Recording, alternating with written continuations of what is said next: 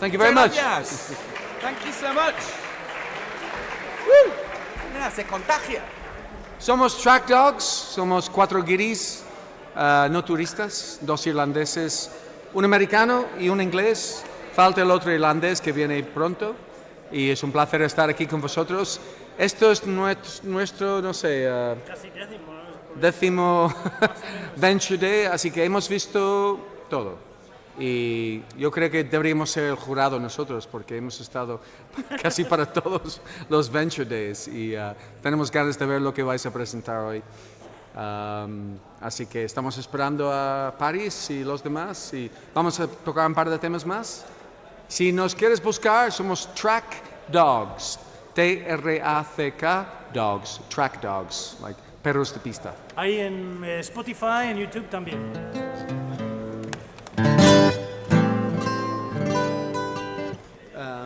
Tommy Rose? Not that, Dave. No? Do that, Dave. Can you do a banjo thing or something? Yeah. Want to do bunches? Yeah. Yeah. This whole heart? Yeah. Okay.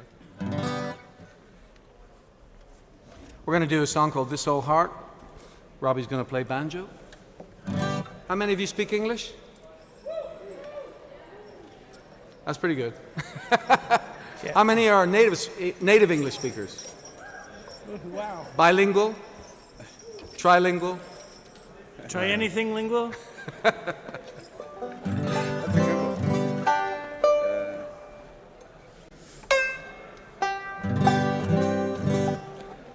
We are in fact a startup company ourselves.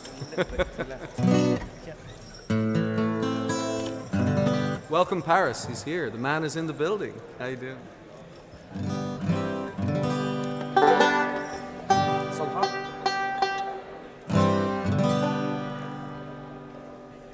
How you doing, buddy? Good to see you, man. Too many. Too many. No, it's not too many. No. We're still here, we're still going. That's the main thing. You're looking well.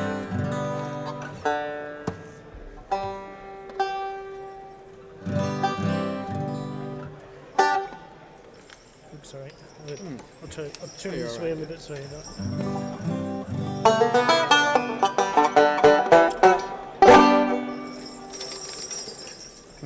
Now this old heart has been around. It's been up, it's been down, it's been walked on till its eyes shut. It's still the only heart that I've got. You're the last one, You're last. come along, Come along. so treat it right, Treat it right. don't do it wrong. Don't do it wrong. If you love me alone, It's still the only heart that I've got.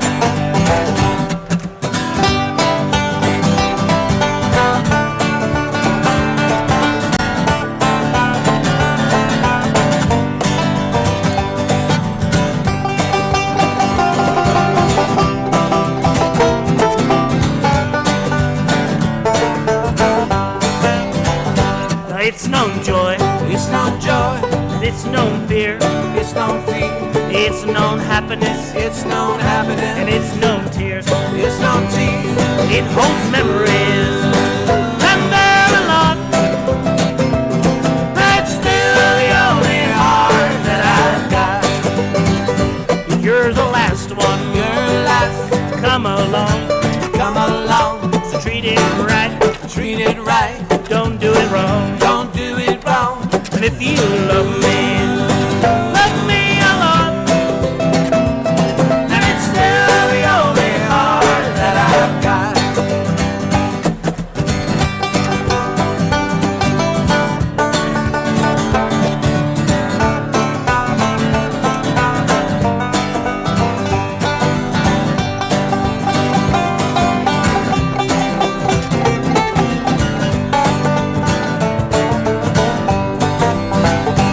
this old heart This old heart has been around. has been around.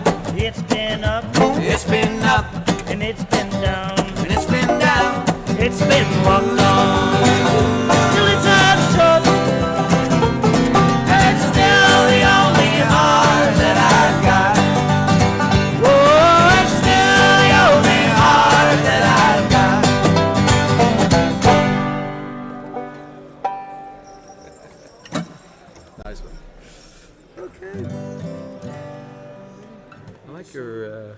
or decorations?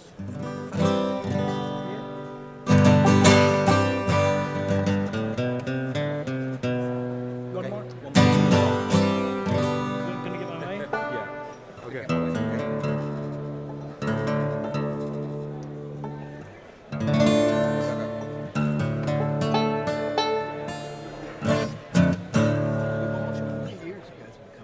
I don't know. Might be like the 10th. I can't remember. 7? 6? Let's say 10. 10? Something like that. Could be. Could be. We didn't come here in 2013.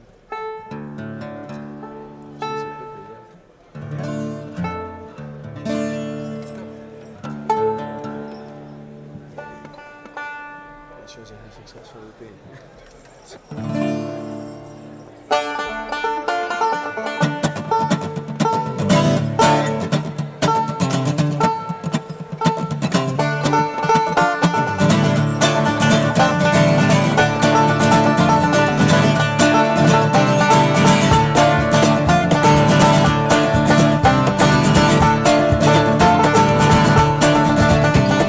Don't really matter what you say, only matter what I say. Don't even matter what I say. That was then in my way. If I say it's love enough, if I say it's love enough, I'll say it till it's time enough. I know I'm gonna get my way.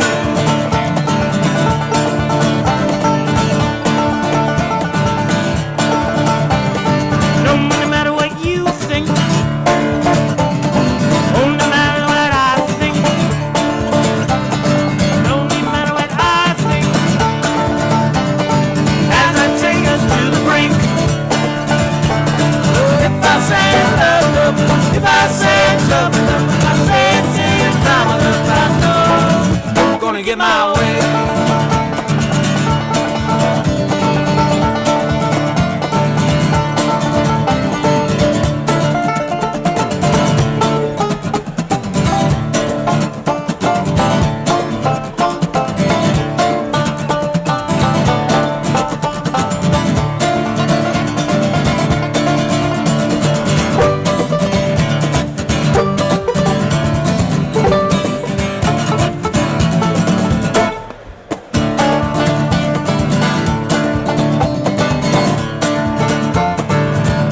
Let's hear you sing. Don't really matter what you do, only matters what I do. Don't even matter what I do, if I fall, you will too. If I say love, if I say it's tough enough, I say it till your time enough. I know I'm gonna get my way. Gonna get my way.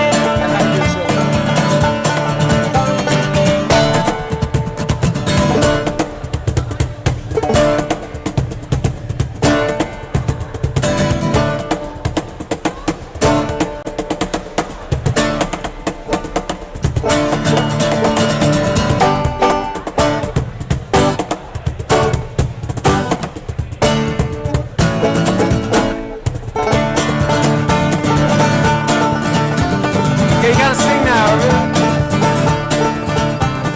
Don't really matter what you say, only matters what I say. Don't even matter what I say. That was then, not today. Oh, if I say love, if I say it tough enough, say it till your time enough. I know I'm gonna get my way. Gonna get my way.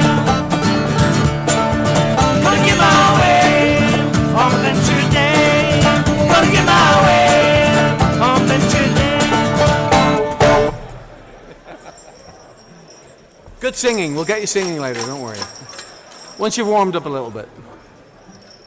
Thank you very much. We shall see you at the coffee break.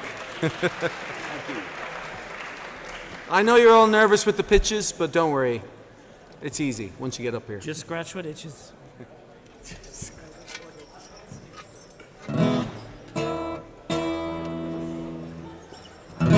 As we might sing later on, Another pitch bites the dust. Is my mic on? Yes. Let's give it up for Track Dogs. Thank you so much for this amazing music.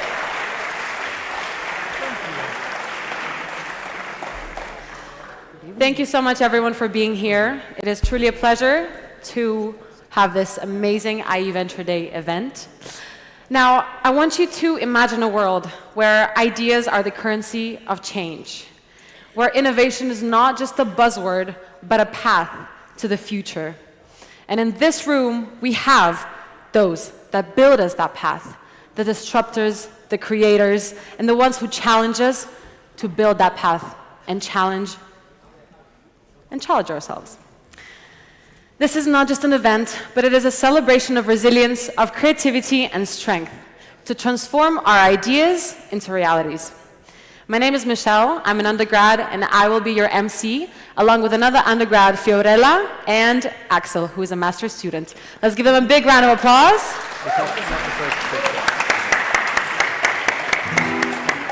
But first, let's give a big warm welcome to Annick and Paris, who you might know from the Entrepreneurship Center. Big round of applause for Annick and Paris.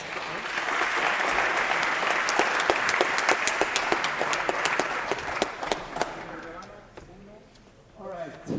Is this working? Yeah. So most of you know that we're celebrating 50 years of IE this year, right? 50 years. Now, let me tell you, we've come a long way, and we've come a long way in particular in entrepreneurship. When I came to this school for the first time to teach, I was a young guy. I was 49. Sure. I was 49. I've been here now for 14 years. That's probably not the advice that your career counselors tell you, that you should hang around in one company for 14 years. You think that's the way to make money? No, trust me. So I'm now 63, and I've seen a lot over these 14 years, because when I arrived here, see, what's special about this school is that for 50 years, we have been focused on entrepreneurship. The founder family of this school have been focused on entrepreneurship from the very beginning because they were entrepreneurs. But let me tell you, when I got here 14 years ago, they didn't do pitches like you're going to see here today. They had business plans, 40-page business plans. Amazing. And they were obsolete very quickly. And the average startup idea was either like a fish market or a flower shop and things like that. So we've come a long way. Over the last 15 years in this school, we've gone from nowhere in the rankings to being 4th in the world in entrepreneurship. 4th in the world. And number 1 in Europe. Today, we have venture days all over the world. Last year in 20 different countries. We started in 2013. For the last 10 years, we've been throwing venture days all over the world. We are the only school that forces every student to take entrepreneurship courses. Trust me, in our peer group of all the business schools in the world, we are the only school. And for the last 10 years, we've been fortunate to have the Track Dogs. Let's give a big hand to the Track Dogs, please. Thank you. They are entrepreneurs as well. So we want to thank you all for being here. I'm going to pass the word now to Annick that's going to tell us more about the stuff that we're doing to really make sure that we can have a solid footing going forward for hopefully the next 50 years. I'm not going to be around for those, unfortunately. But Annick, tell us what we're doing. Thanks, Paris. Yeah, so as said, we're celebrating 50 years. That means for the past 50 years, we've had incredible alumni building incredible things all over the world. I think we claim about 30% of our alumni are entrepreneurs. Just for you to know, that is so much. Isn't Stanford about 22%? 18%. Stanford's 18%. So this really shows what our alumni are doing out there. That's a very nice statistic. So we have been saying that for a long time. So the past year, we actually, and for that, can we please get Laura onto the stage? Big applause. Yeah, we're doing well. We know that by the rankings. We know that by the stories. I think in Paris' 15 years, a lot of his old students come back to him and share what they're doing. However, we're trying to better capture the amazing ripple effect that our alumni have out there. So for the past year and a half, Laura is an undergrad that has been leading this project. We've been trying to map out all our alumni out there. We started with a very tiny sample of the 30% through PitchBook. And Laura, could you share what we found in the past year that's out there and how impressive it is? Yes, so at first we had some data from PitchBook and Crunchbase, and then we started checking all of that data, and then we contacted those entrepreneurs and talked to them to verify that data, and also to connect them with IE University, which is now creating a really big network of these entrepreneurs all working together and helping each other. And we found some cool numbers. So we found over 1,000 companies founded by more than 800 entrepreneurs, which is pretty impressive. And also we have to say that 30% of those are women, which Guys, I want a very big applause for that. We know that as female entrepreneurs, it's not easy out there. And this one as well, IE is leading in the statistics. Sorry, continue. And well, we want to say that that number is really close to the global statistics, which we're very proud of. And also we found some good numbers in terms of employees and valuation. So for example, the startups founded by IE alumni have a total valuation of 15 billion. And 15 billion, guys, and that's just based off out of, I think, 130 startups. So we're just scraping the top of the iceberg, or whatever that saying is. Exactly, and out of those startups also, we calculated the money that they have raised, and it's more than 3.5 billion, which is also pretty impressive. And they have hired more than 40,000 people, so that's really good for IE, for the economy, and in general. Guys, I want a really big applause for Laura and her team, because there are only 4 people, and this is what they did just in a year. But yeah, why do we have all these pretty numbers on here? Again, we're going back to the 50 years. We have, you might imagine in the past year, being 50 this year, look back on what have we done. However, today we're here on stage to look forward, what's ahead. So we are so proud and so excited to share with you the new entrepreneurs, the new generations. So we hope you have an incredible day, and please stick around for the tapas, vinos, and live music at the end of the event. Thank you.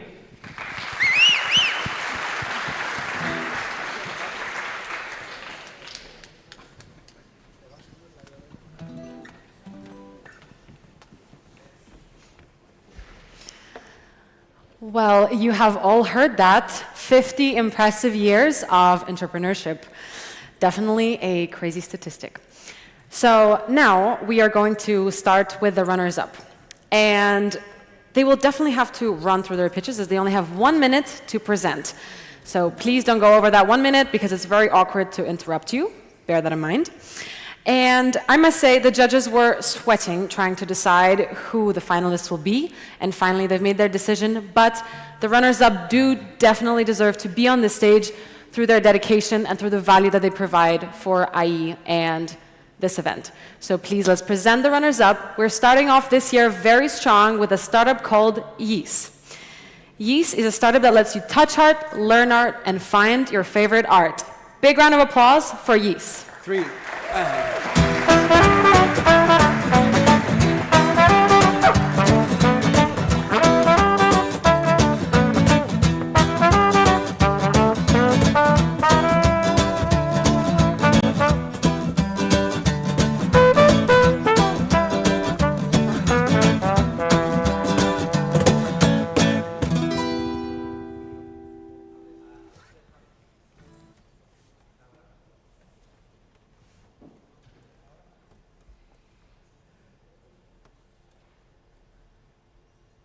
Do you want to learn art skill, but you don't know what to learn, where to learn, cannot find a suitable teacher, not convenient or very expensive?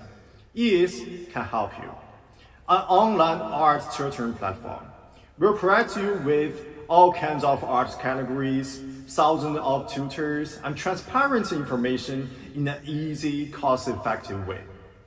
With these successful cases, we have confidence that people will learn on ease, love ease, and co-create ease. We'll start from the biggest market, China, to the international market, from a learning platform to an art universe. Together with our passionate professional team, we are looking forward to cooperating with you to start this profitable, scalable, and meaningful business. We are eased to make our lives more colorful. Thank you. Iman, just record.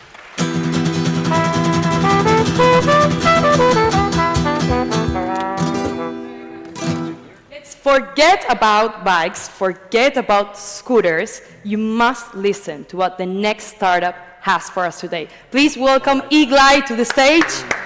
Woo!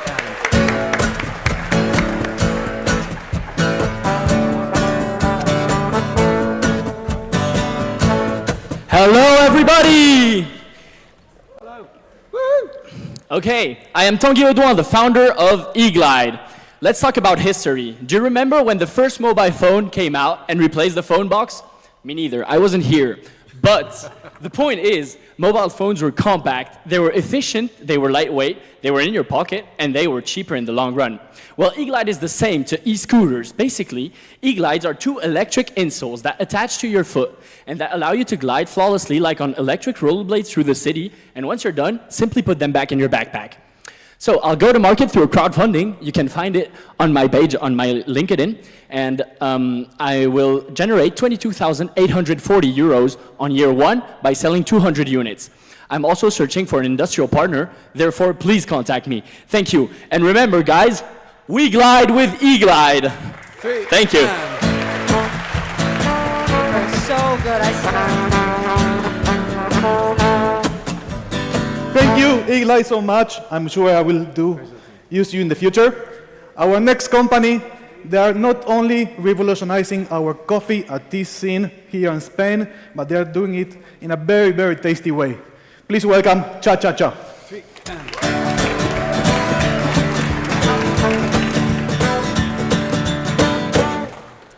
Good evening, everyone. We at Cha Cha Cha provide real matcha experience in your coffee. Even though the consumption of tea and coffee in Spain is increasing, the number of the establishment in the beverage industry is decreasing. With coronavirus and the big coffee chains such as Starbucks I like it, but now the local coffee shop is struggling with increase their sales. Look, now in the world, the matcha of the demand is dramatically increasing, like a skyrocket. So we Cha Cha Cha provide real matcha from Japan, Japanese sweet, beautiful utensils, and educate local coffee shop how to offer the matcha-related product in your coffee. Finally, today, after this speech, we will have a pop-up shop. So please come to our place and taste our real matcha. Thank you very much, guys. Thank you.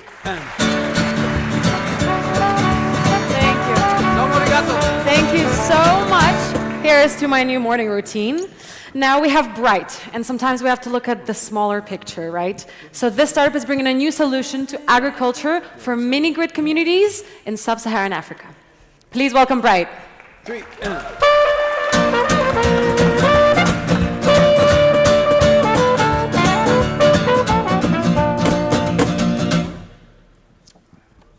This is Aminata. She is a rice farmer in Mali.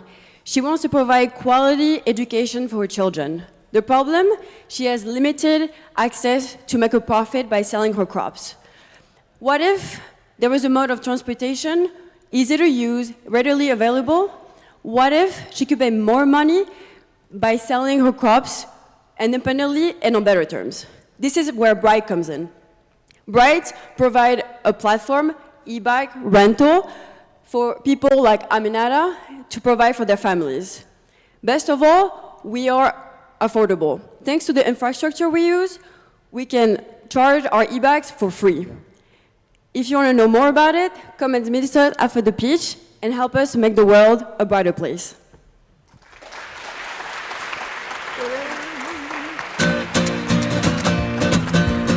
Thank you so much, Bright. Ladies and gentlemen, imagine a world where we could not only tackle the challenge of food waste, but we could use it as a powerful tool against hunger.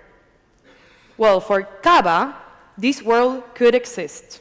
Please, let's welcome them to the stage.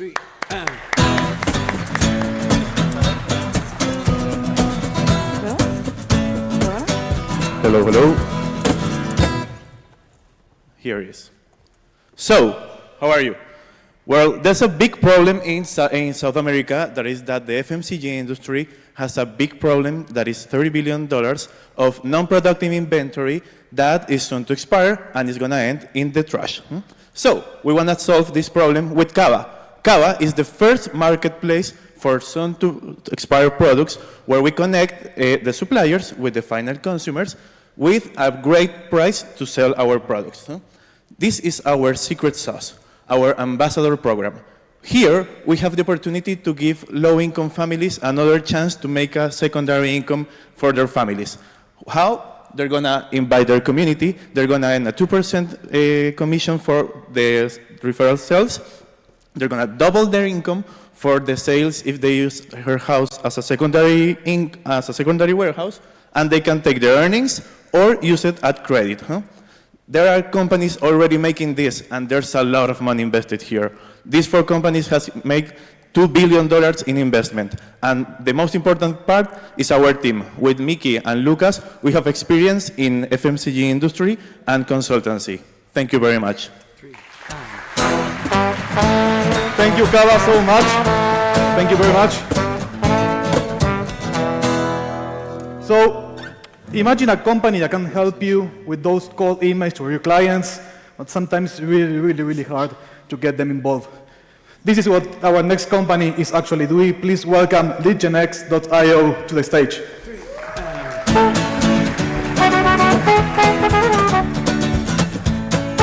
Hello, hello. Hi, everyone. My name is Pierre. So 1 minute, go. So picture yourselves graduating from university. We'll call him John. So John just graduated university. He finds a sales job at a B2B SaaS company. And John is required to generate leads, right, for the business, as one would in sales. And he's left with a bunch of leads. He has a lead list, thousands of leads. He's not technical. He doesn't know how to deal with all this data. But he's excited. 2 weeks later, blood, sweat, and tears, he finally managed to generate this 10,000 contact information of these 10,000 leads that are, most likely going to at least reply to his outreach, right? And so he's super proud. He even tells his boss. And, he starts blasting emails to all of these people. Now, next thing you know, he gets a response from one of his emails. He's super excited. Sadly, it wasn't a customer that got back to him, but it was Google saying that his account got banned. And he's been landing in spam ever since. And he never reached out to anybody in the first place. And that his domain is blacklisted, which is going to affect the rest of the company, and no other sales representatives are going to be able to do outreach on that domain. So at LeadGenX, we're here to help John stay in the primary inbox and bring relevancy and personalization to cold outreach at scale on autopilot. Thank you.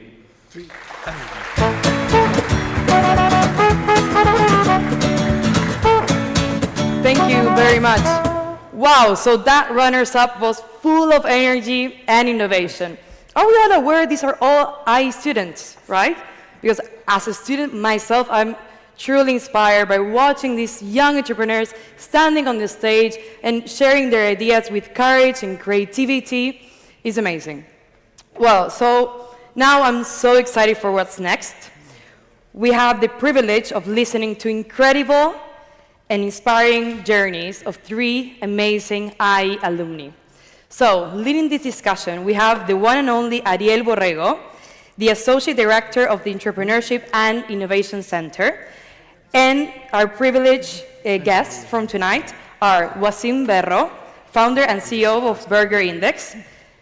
Please, let's give them a big round of applause. Thank you. We also have Uliana Tokunova, the founder and CEO of LetMePark and LeMeCharge. And, yes, Last but not the least, we have Gabriel Murrone, co-founder and COO of iFeel. Thank you very much. All right, well, as we are getting ourselves settled here, first of all, I'm very excited and proud to be sitting up here along some of my fellow classmates, but we also are from the classes of MBA 2016, 2017, 2018. So I'm happy to be among colleagues there. And thank you all for joining us. If you've been to our events before, you may see these may be familiar faces for you. So I wanted to talk a little bit more about perhaps topics we haven't delved into before, looking at all of your backgrounds, and you've founded various startups, you've gone through various rounds of funding, and not only that, you've become leaders in the entrepreneurship community as well at IE. So I wanted to first touch on, you come from corporate backgrounds.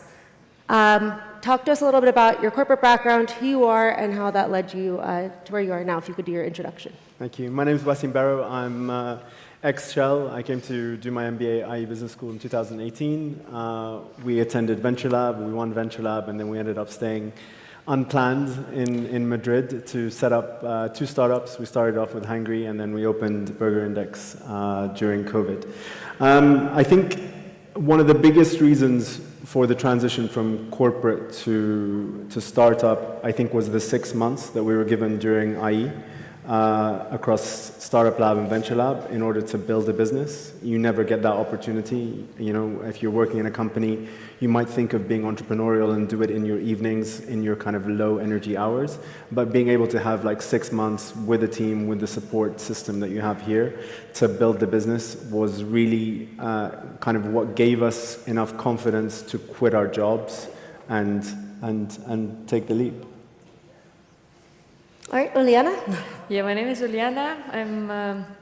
I started LetMePark in IE, went through Startup Lab, Venture Lab. We were not winners. Probably we were one of the worst project startups.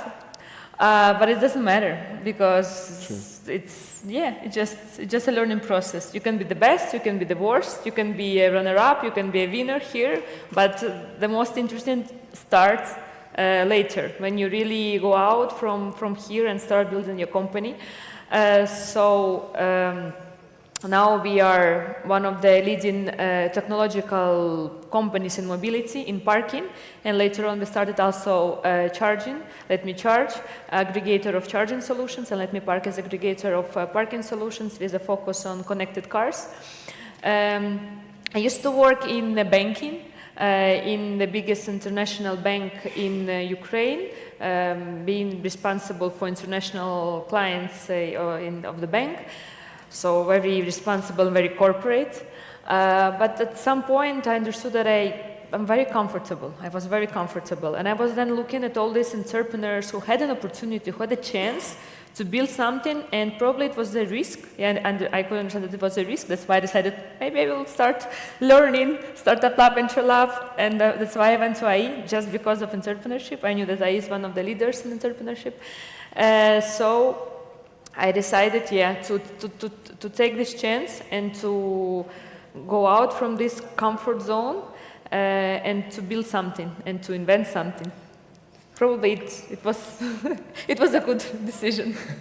And I'm sure you weren't thinking that you would be sitting here 7 years later still in Madrid, so it's also been... Definitely it was.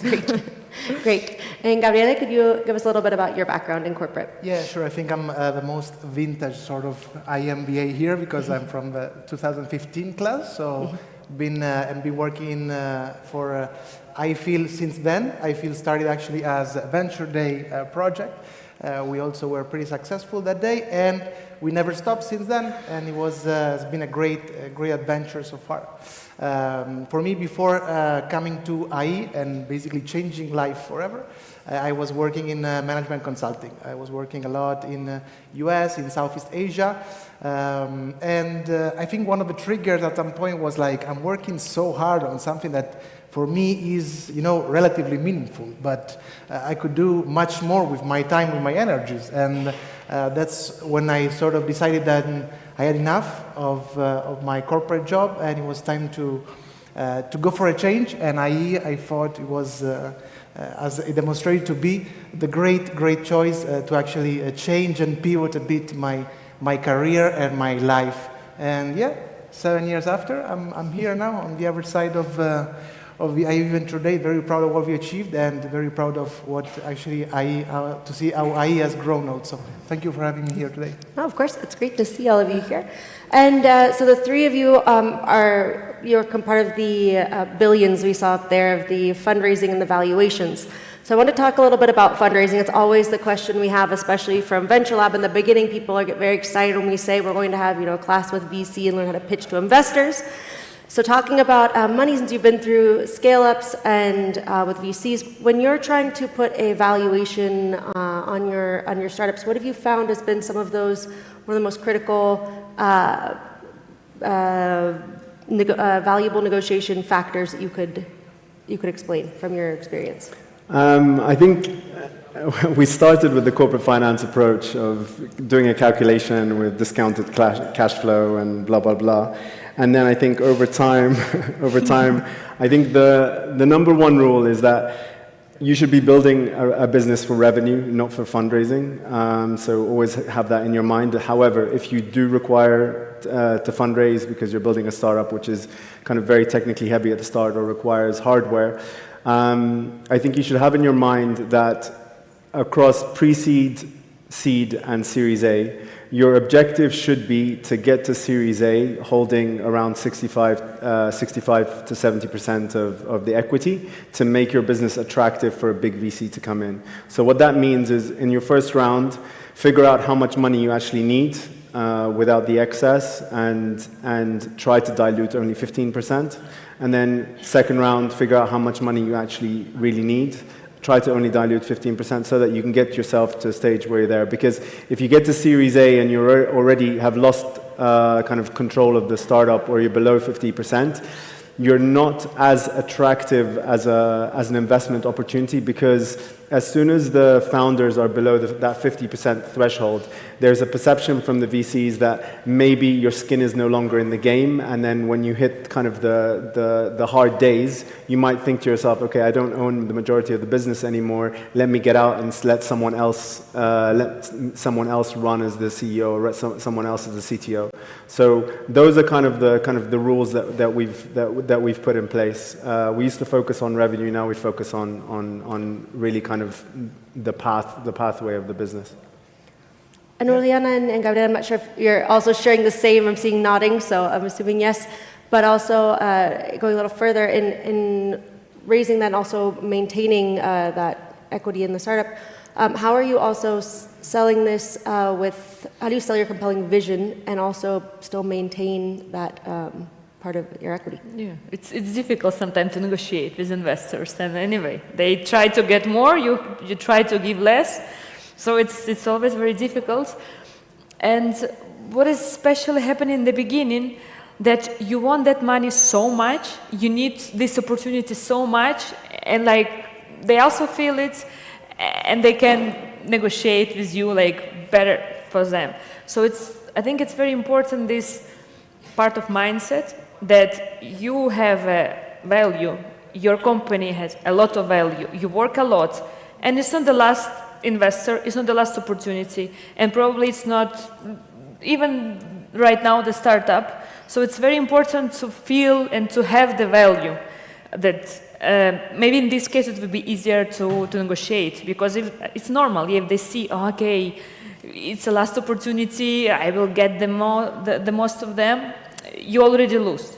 So I think you have to not only to show that value, but feel this value. You have to understand, okay, so much, I've worked so much, not only now, you have so much experience, I have such a great team, and this value that we have to put to ourselves, and everything you start to grow around your personal brands, the value of the company, the valuation really of yourself, of your company.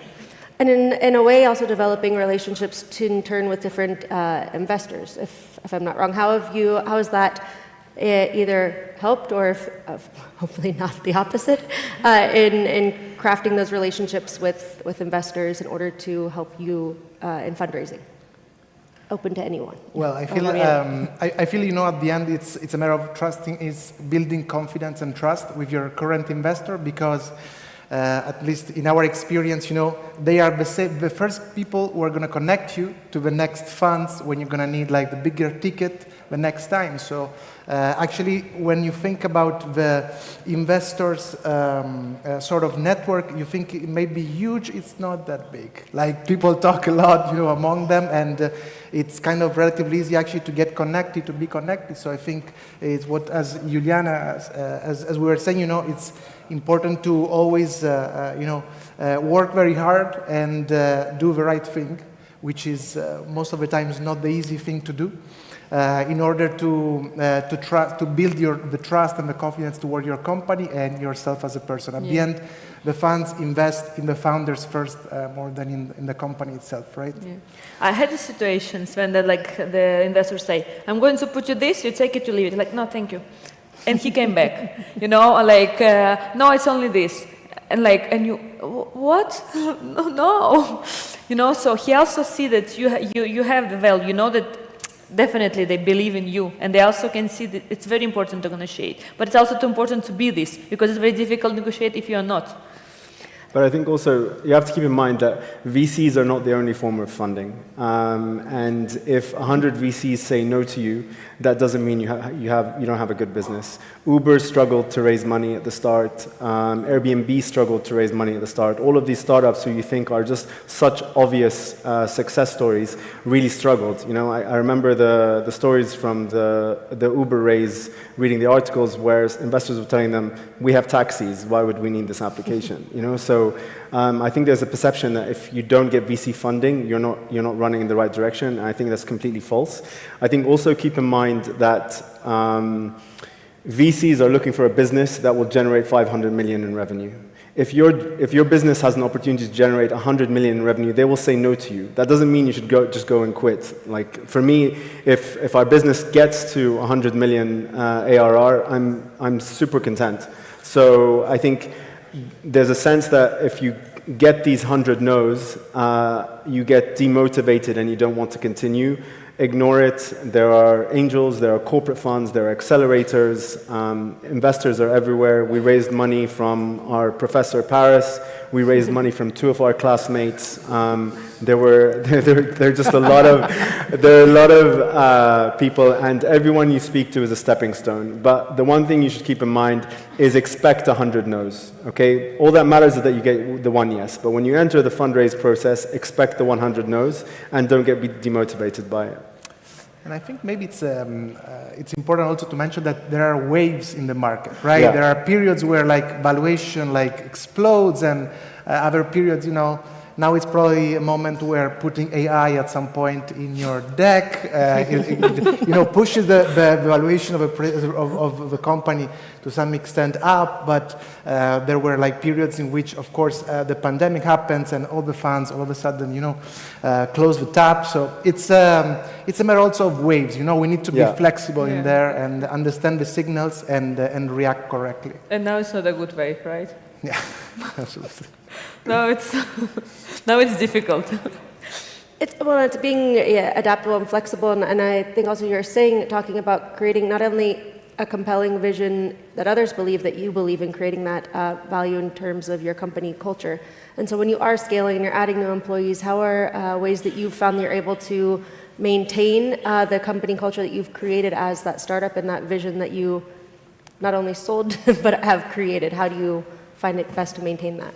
I think that question's for Gabriel, because they're at 100 employees plus. We're only at 12, so I think he has a better answer. I mean, one of the sentences that will stay for me for life, which I learned during my MBA, is complexity is not linear. I mean, managing 100 people is not twice as difficult than managing 50 people. It's much more difficult. So for me, we tried at the end to just reflect our core values of the founder into the company, and to try to pass it to everyone that joined our team. We strongly believe in inclusivity and transparency.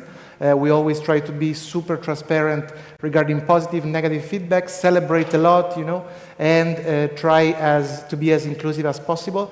And that for us has worked quite well, which of course doesn't mean that there are not some hiccups on the way. That's part of the adventure. But yeah, complexity is not linear, guys. Like, remember that. I would like to say that some discovery.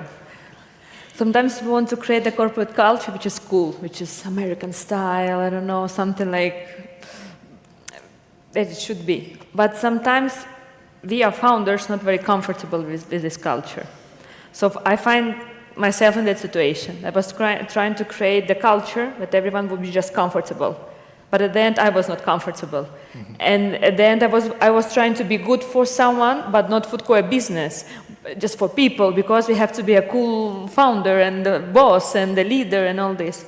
So I think also very important for founders is to probably create really own culture where you are comfortable. So if, for example, I like to work a lot, and for me it's fine to work weekends and after 6. Our culture, it's a flexibility. You can take your day off if you need to go to the doctor on Monday, but when we need, you have to be flexible. I don't know if it sounds good, bad, or maybe you will think, oh, come on, nobody will want to work. But this is my condition, this is how we work, this is how it should be, and it's our culture. This culture is comfortable for me, for my founders, and we have a lot of people that are happy, and we're really if you don't work a lot here, we are a startup, you better go to another company, to some corporate, which is more calm. But so this is very important to create the culture that the founders are comfortable. I think the philosophy is always hire slow, fire fast. We started the business during COVID, which meant that we could be virtual, completely mobile from day one. We followed the Spotify approach of work from anywhere. So our team is only we're 14 people now, but it's scattered across 6 countries. And I think from the start, Maurice and I, because he came from Microsoft, I came from Shell, it was a very, very stiff environment. I had to walk into an office for 6 years wearing a suit every day and sit at my desk regardless of whether the work was done. So we kind of approached a delivery methodology of I really don't care where you are in the world, I really don't care how many hours you're working, so long as you're delivering your work. So it's kind of really stemmed from myself and Maurice in terms of how we want to work. But as we scale and get to 100 people, can we maintain that? I don't know. And I think it's something that will just, everything in startups is trial and error. You try something, you're a scientist, you experiment. If something doesn't work, you come up with another solution. All right, and I'm not sure we are in time, but I'm going to do one last question because I know that as you've said, you've been in Venture Lab and you've come back as mentors. And so what is it about giving back and mentoring that adds to you as the entrepreneur, as either the entrepreneur, professional entrepreneur, as an individual? Do you want to go? Look, I think the biggest thing for me was when we were here during our MBA. I think over 20 startup founders came to speak to us during that year, and despite listening to all of those chats, and I think most of their conversations were focused on success and how amazing it was to be a founder and so on and so forth. When we graduated and really went into it, I'm on kind of the 5 year, I've been in entrepreneurship for 5 years, and it is super difficult. It's honestly nothing I've ever done before, just in terms of the constant bad news, the issues, the problems that you're constantly dealing with. I think 5 years later, I'm on 30% of the salary that I was earning at Shell. So that, the question lingers in your mind, did I make a mistake? Should I have left corporate? But would I go back? No, because I believe in what we're building, and I believe that it's going to cover the opportunity cost of the last 5 years. But I think it's super important that we start talking about how difficult it is in the initial years, because you do reach breaking point. You do reach a point where sometimes you can't even afford your rent, and the reason for that, and the reason startups are hard, is that the time it takes to get to revenue and fundraising is really the pain point, is one of the biggest pain points of the business. Now, some businesses have managed to get to $1 billion valuation in 6 months. Whereas some businesses like Shazam, it took them 18 years to sell the business. Now, if I told you today that you're going to start a startup, you're going to sell it for 400 million, but in 18 years' time, are you patient enough for that journey? Because as soon as you take any investment on, you're committed, you're stuck. It's very, very difficult to go up to a group of people and say, hey, I took your money, I tried it out, and we failed.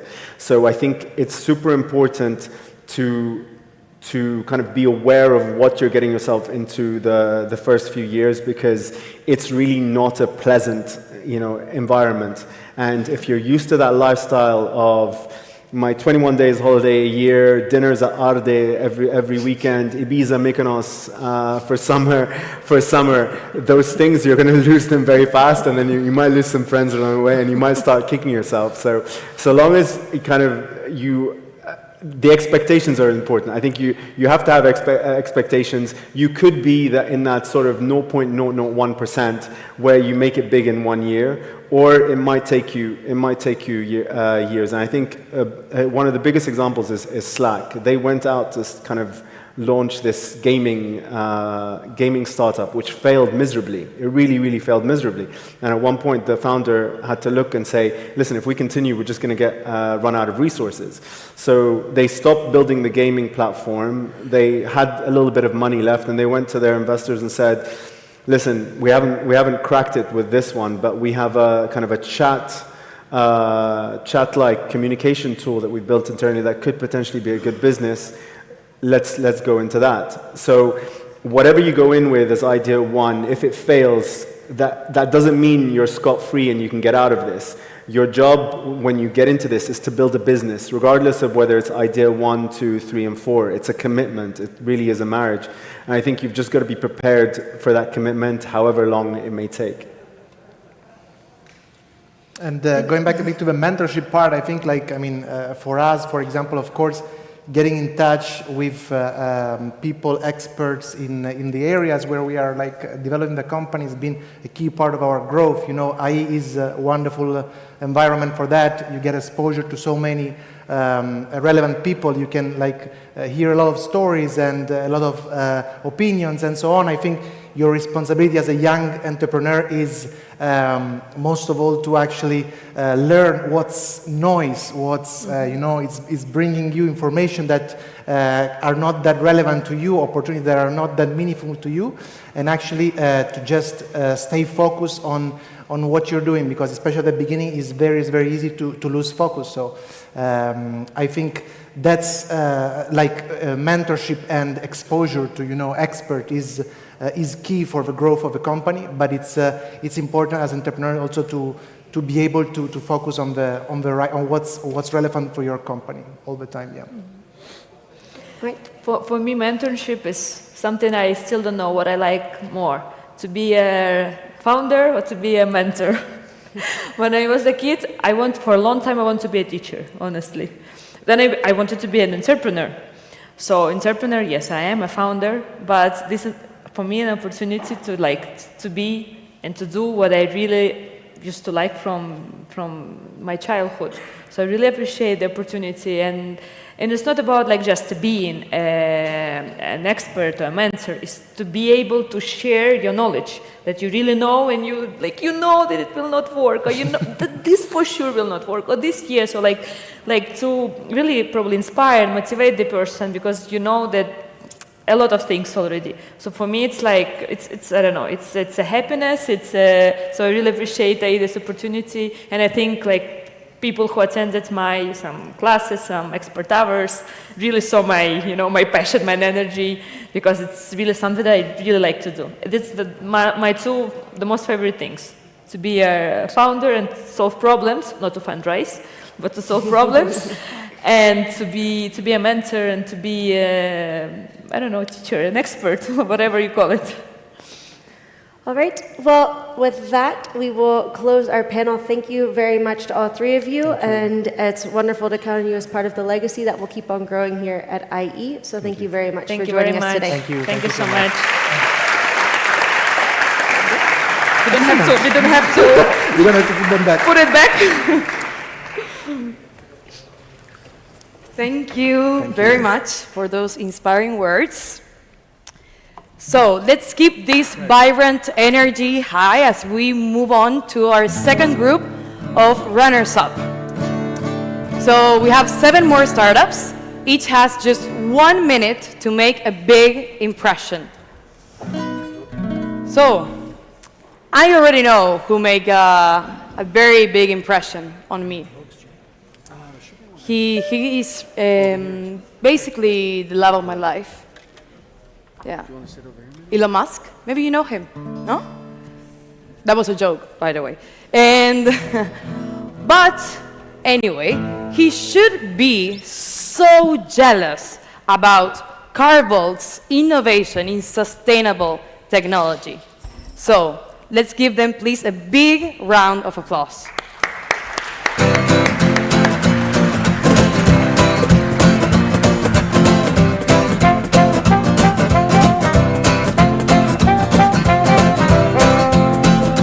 Hey everyone. Hi, imagine this. If we combine the battery power of all the 40 million electric vehicles currently on Earth, we get the largest battery humankind has ever seen. And knowing that 90% of those vehicles sit idle for 90% of their lifetime, we see where our potential lies.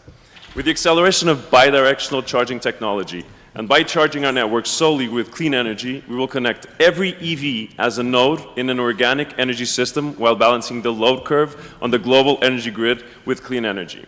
Our business model simplifies the way EV owners and fleets charge their EVs with renewable energy and the chance to monetize the excess power stored in the car. Carvolt's enormous potential to position itself as a scalable technology and as a central nexus of a decarbonized and resilient energy grid needs all of you to come in this journey. Thank you.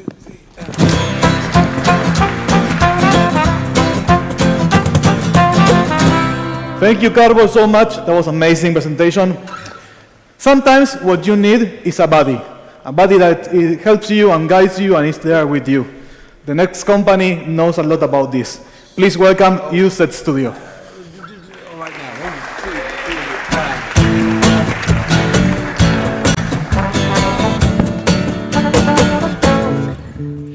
In 1982, Jonathan Goldberg invented spinning after he was struck by a car while cycling. Let me tell you my story and how our studio, boutique gym, will redefine the fitness landscape. I was 15 and training at Manchester United when a scoliosis diagnosis shattered all my dreams. And I discovered calisthenics and its really inspiring community. Once in Madrid, I realized the struggle to find suitable places to train. That's when the idea was born. But we transcend the physical gains. Starting here, we want to create a global community and ecosystem. Our studio is a catalyst for personal growth, a hub for connections, and a lifestyle that aligns personal aspirations with environmental well-being. Thank you so much. Thank you. Thank you so much. That is very interesting. Now, I don't know what your plans are for the Christmas break, but if you end up going to Japan and you find yourself like a very lost tourist, this startup will take care of you. Welcome, Root. 1, 2, 3, 4.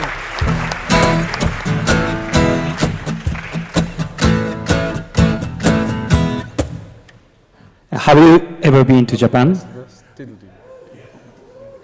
The population of Japan as a travel destination is growing, reaching to 60 million in several years.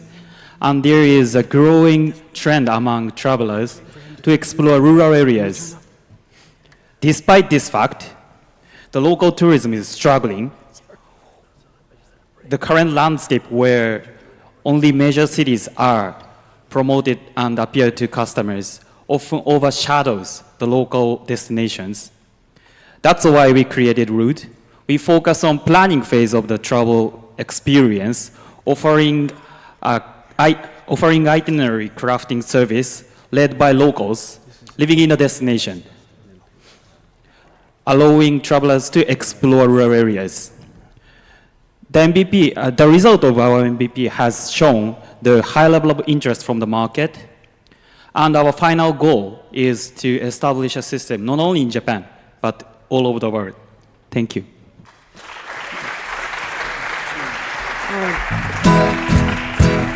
Thank you very much. Now, let me share a personal secret with you. While I'm standing here, I have lost more than 50% of all the money I ever invested in different financial instruments. So, if I had this startup when I invested, probably this wouldn't have happened. So please, let's welcome them with a big round of applause.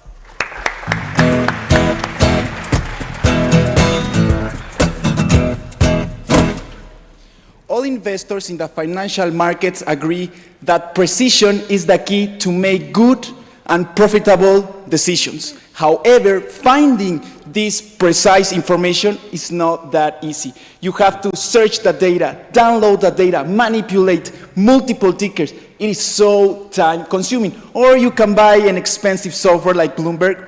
But we, ladies and gentlemen, created the solution. Introducing Eugene, your AI financial analyst. Just type or speak and you will get your precise result. Eugene was launched 2 weeks ago. We are in the process of certifying our model accuracy. As well, we are about,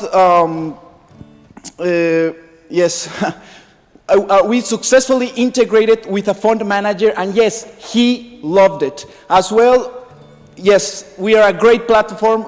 You can make your analysis, so thank you very much. 3, 4. These are the runner-ups.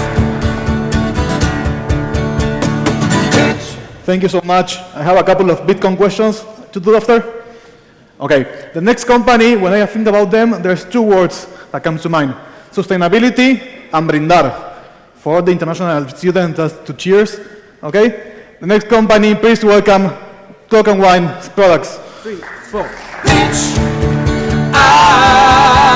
These are the runner-ups. Nice. Yeah. Okay, I'm going to start talking about a material that most people don't know much about. This is cork. Well, besides this wine storage usage, cork is one of the most sustainable materials in planet Earth. For example, the industry is carbon negative, and cork is recyclable and also vegan.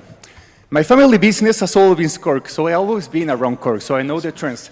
And for the past years, many new cork products, such as, for example, bags and furniture, have become very popular among younger generations, mainly because of sustainability properties. But besides sustainability, what really motivated me to create Cork and Wine is because of this ancient and almost religious relationship that exists between cork and wine. If you're a wine enthusiast, and when you cork a bottle of wine, you feel anxious and you feel happy, well, and also you want to get a bit tipsy afterwards, then you're one of mine, and this brand is for you. Production is made in Portugal by a business partner of my family, which gave me very good margins and also very good prices. And also, last week, I received my first product here in Madrid. And for the next 6 months, I plan to sell B2C through my website and to start create some customized products with some logos. So if you like the idea, I invite you to scan my QR code, to join the waitlist, and to buy some products. Thank you so much. You have it. Oh, you can leave them. I'll take a seat. No, I'm kidding. No, go for it. You can take them. my heels are killing me, but I'm a woman. It's okay. Anyway, the next startup, I want to ask you, do you remember the last time that you bought jewelry, and do you even know who designed it? I personally don't. So this talented entrepreneur decided to merge the gap between customer and designer and put them together, so you always know who's making your jewelry. Welcome, Bejewel.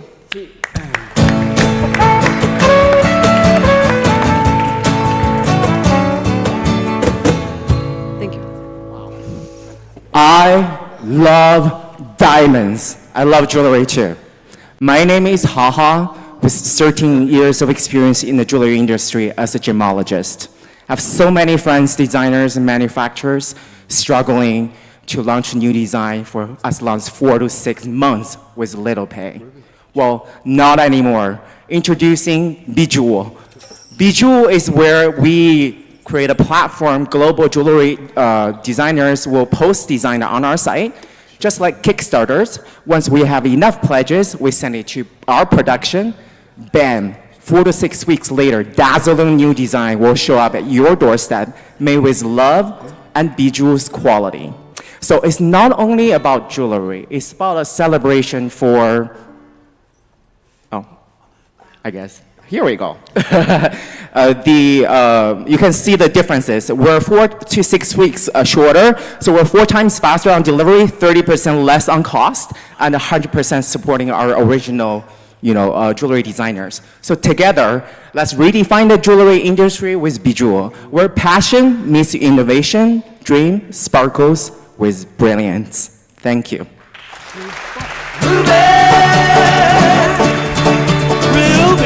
Thank you very much. Well, I love talking and I love meeting people. And every time I take a ride, I have these amazing conversations with the drivers. I don't know if you can relate. So I'm personally very excited about the next startup. Please give it up for NICE.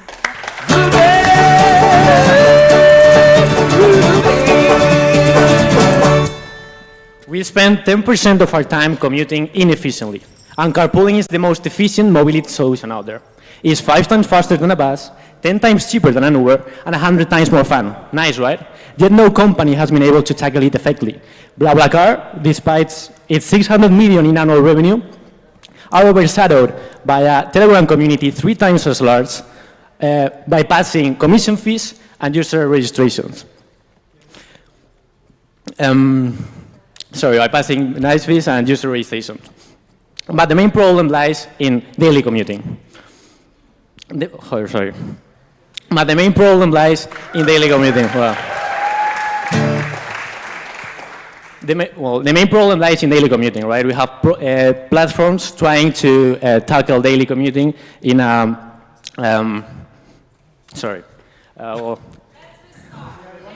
Again.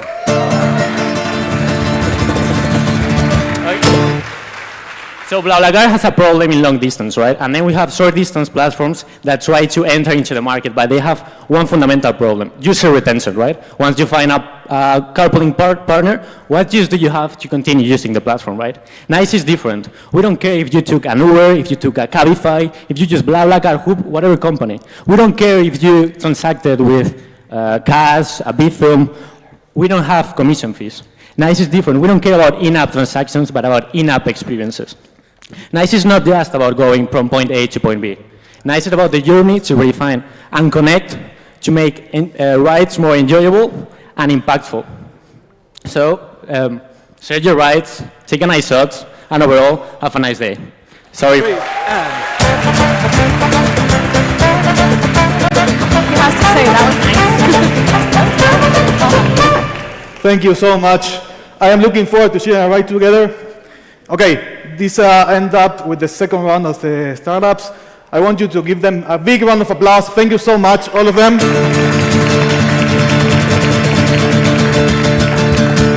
Okay, I have a question for everybody. Who either is or wanna be an entrepreneur here? Please raise your hand. Yeah? I think that we are here at IE because of that, aren't we? Okay, the next Fire Talk is going to be probably very interesting for you.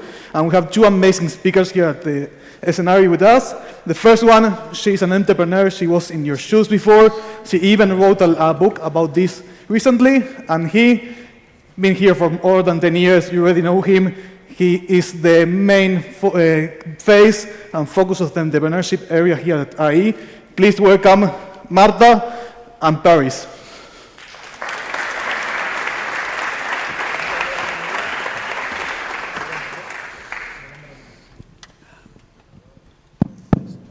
So normally people sit down for fireside chats, right? We're going to try this one standing up. All right, Marta. Marta's an alumni, correct? Are you an alumni of the school? I cannot hear you well. Can you hear well? Are you an alumni of the school? Yes, I am. Sorry about that. Okay. I am an alumni. I graduated from the blended program of the Masters in Cybersecurity. It was the first intake for the blended program. It is a master that no longer exists, unfortunately, so I kind of unique together with the rest of my class in that sense.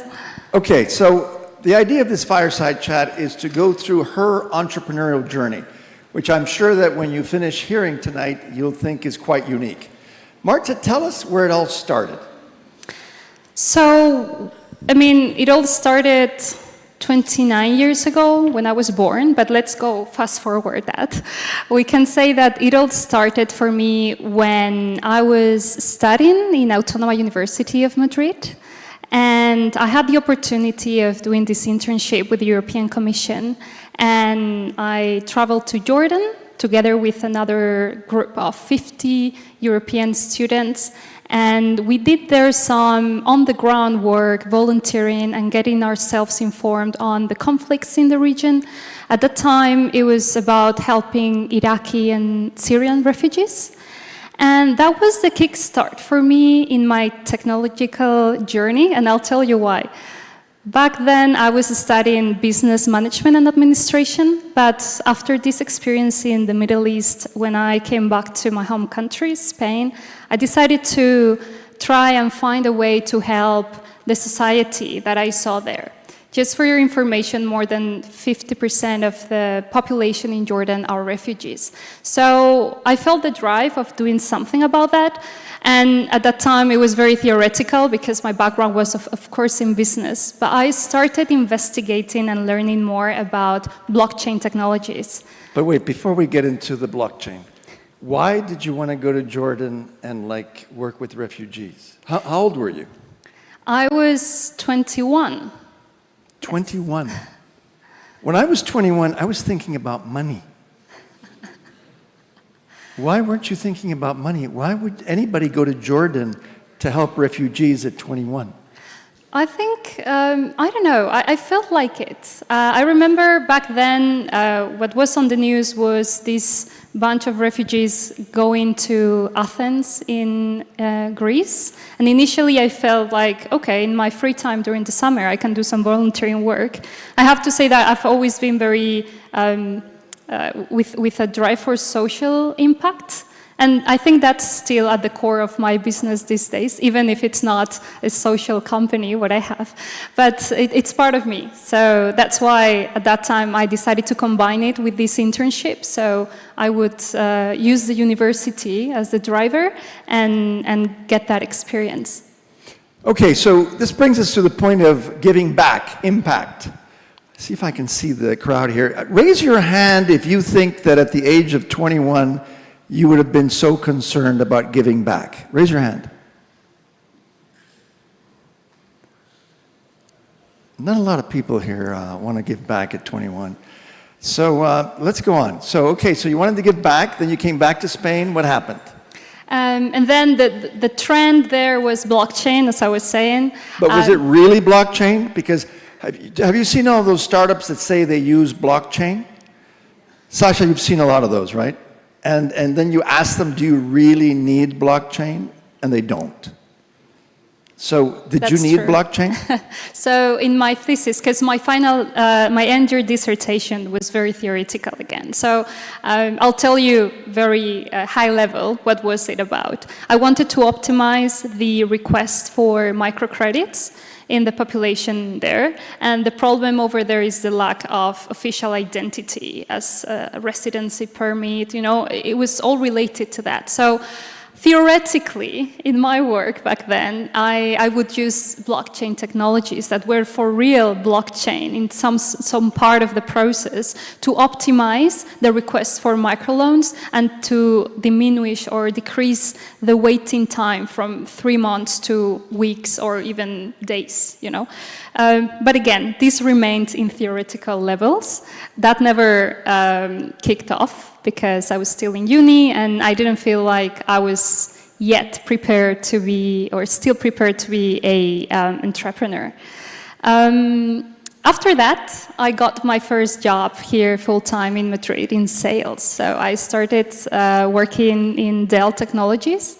And most of us would know it as the laptop company selling computers. But Was it a real job or like a becaria type thing? no, it was full-time job. It was full-time job. I was lucky. Over there, I had a portfolio of clients, B2B companies, so B2B type of work, where I would sell to a portfolio of more than 200 clients across Spain and Europe, the services and products of Dell Technologies, which included more than just laptops back in the day. It also included some cybersecurity services and products from other companies that it had acquired.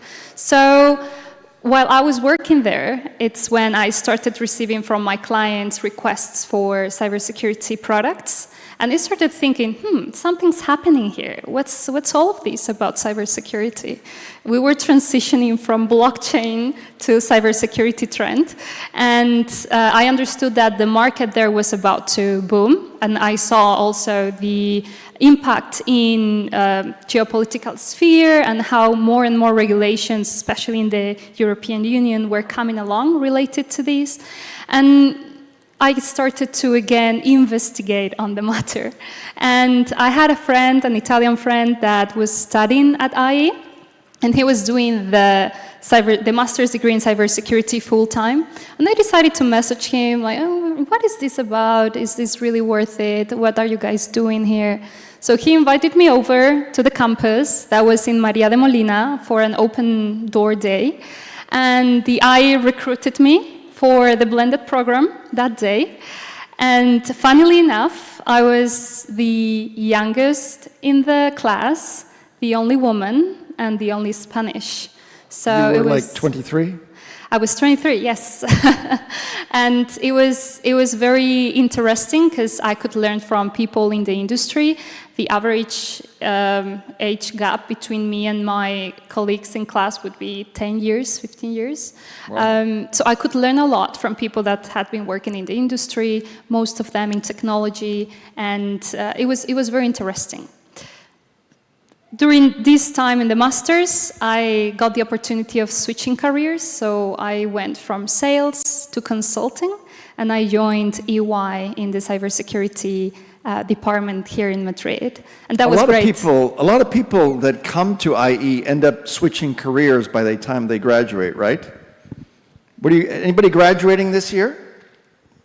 Are you guys, how many of you are changing careers? A few, yeah, because a lot of people come to IE looking for a professional change in their life. And change is good if you find the right change. And so you thought, I'm going to move away from sales, I'm going to go into consulting, and hopefully cybersecurity is going to play a role in the future. Yeah, I kind of used it like a feedback process for me. I was studying the Masters, and I was working with clients already in cybersecurity. So actually, my job helped me graduate somehow, you know. So I tried to make the most out of it, and I don't regret it. I think to date I can say that it was the right move. Of course, as a woman, I was entering in a world full of men, and actually men helped me a lot entering in that world as well, and to be comfortable in that industry. Did you think you had an advantage as a woman in that world?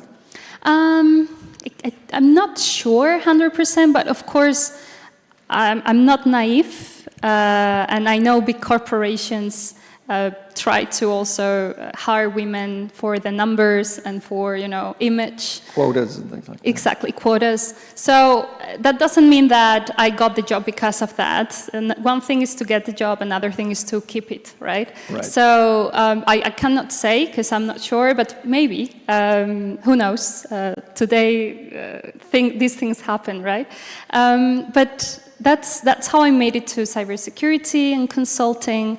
And then eventually I got the chance of changing again companies. With my whole team in EY, we had the opportunity to jump into another consulting firm here in Madrid.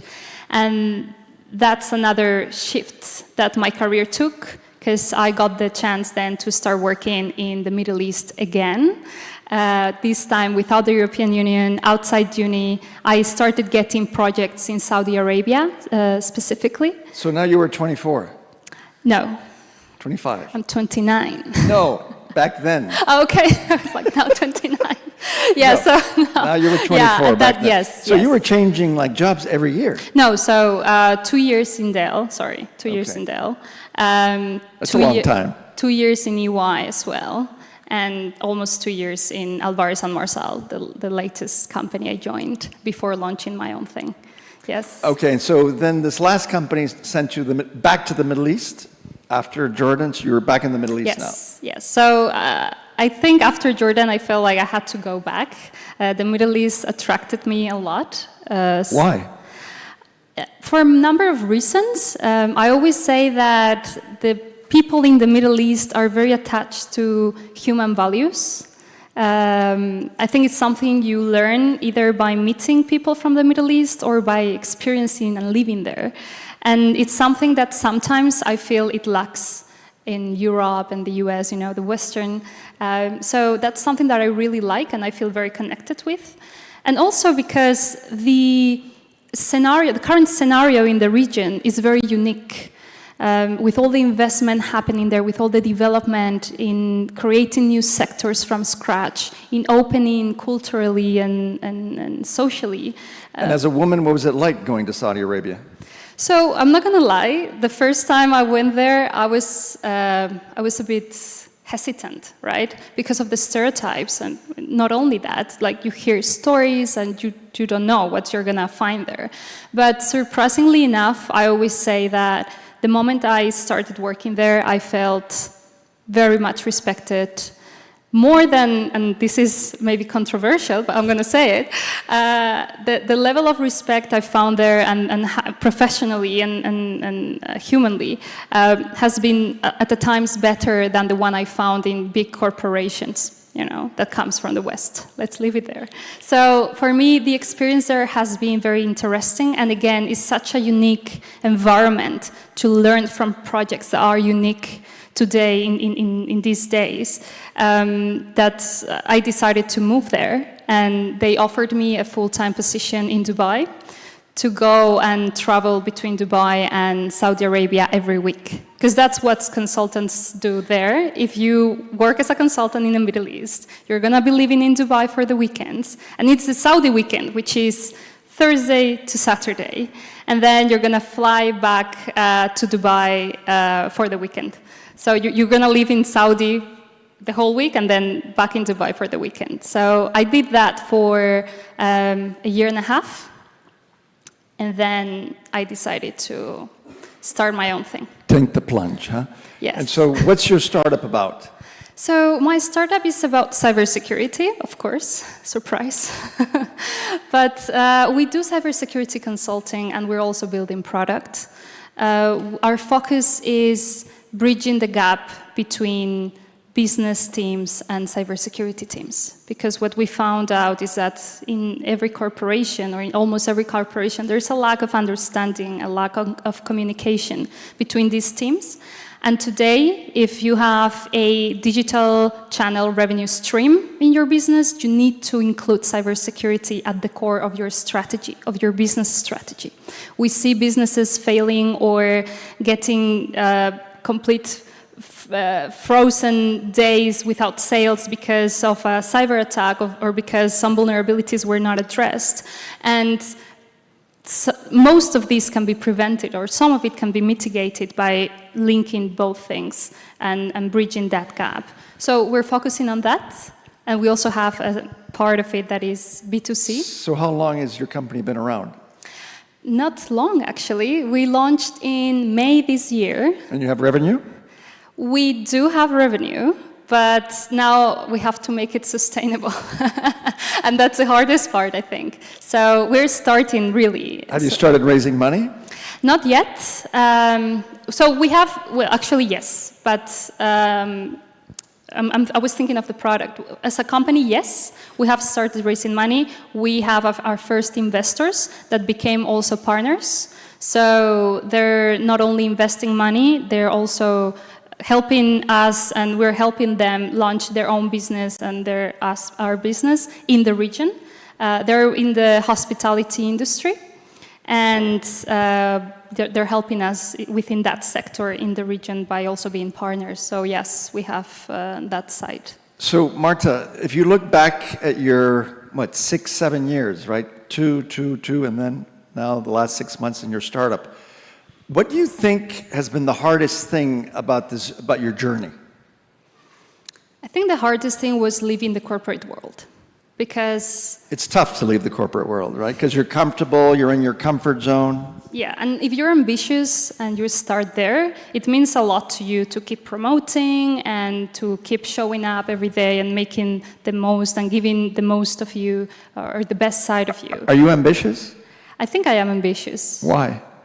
I don't know. Are we back to the money here, guys? Ambition. What is ambition? Is it always about money? I think it does have to do with money sometimes, but it's not only about money for me personally. What gives you meaning? And when you get up in the morning, what gives you meaning professionally? So what gives me meaning is doing what makes me happy and feeling that I'm changing the world slowly. And I know the world. I know how this sounds. Bullshit. No, sorry. Okay. Actually, yes.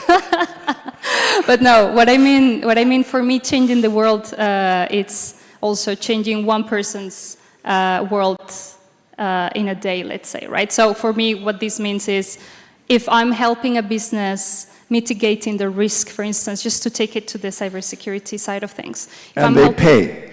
Yeah, exactly, as well. Because if they don't pay... I have to leave. Of course you have to live. Now let me ask another question, Marta. You want to save the world, that's good. Now, luck. How much has luck, how much of a factor has luck been in your life? Do you think people are born with luck and some without luck? What do you think about the luck in your life? Have you been a lucky person? I think I'm very lucky. And I always think of this quote from Seneca that says, luck is what happens when preparation meets opportunity, right?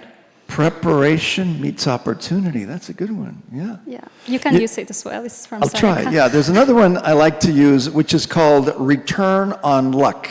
There's a book called Good to Great. Anybody here read that book, Good to Great? By Jim Collins. And in that book, he says, we all get a little bit of luck in life. And the real issue is, what do you do with the luck that you get? Do you make the most of it? Do you think some of you were lucky coming to IE? Did you make the most of your year here? Could you have done more? Hey, it's not over yet, right? We got a couple weeks maybe. So, you know, it's what you do with the luck that you get. And I think you've done a lot of interesting stuff. I mean, you've been jumping around, and it's almost been like, how do you say this? Like you've been chasing something. What are you chasing? I mean, here you are. You're 29 years old. You're single. You're living in Dubai. What are you chasing? You're Spanish. Most Spanish don't even have a passport. No, they have passports, but they don't like leaving Spain. They love it here. Why are you in Dubai as a young, single Spanish executive? I think I'm trying to make the most out of my time. And for me, that means working and putting my energy and my creativity to work.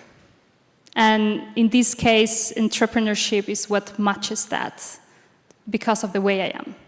And entrepreneurship allows me to be as creative as I want, and also making things tangible enough as well. Not living in the creative space, but making them happen, right? Execution. I think I need both of these things for me, for my life to feel fulfilled. And that's what I'm chasing, ultimately. Do you think you could ever go back to the corporate world? So someone asked me this question last week. It was a partner from a Big 4 company in Dubai that was recruiting, and they asked me this question. And I said that today, because of the moment in my life where I am right now, I don't think so. But I also know that life is long, and you never know, right? Never say never. But I don't think so. I think I will pivot as necessary. Yeah. But I won't be back. I mean, life is long, hopefully. But doesn't it get worse doesn't it get worse as time goes on? The idea, I mean, the chances of going back to a corporate job become less and less because this entrepreneurial like bug in your head, this mindset, it becomes more and more ingrained that that's the last thing you want to do, right? Yeah, and I think eventually, if things go well, you become the corporate, right? So, yeah. I mean, then yes, I will be back in corporate, my corporate.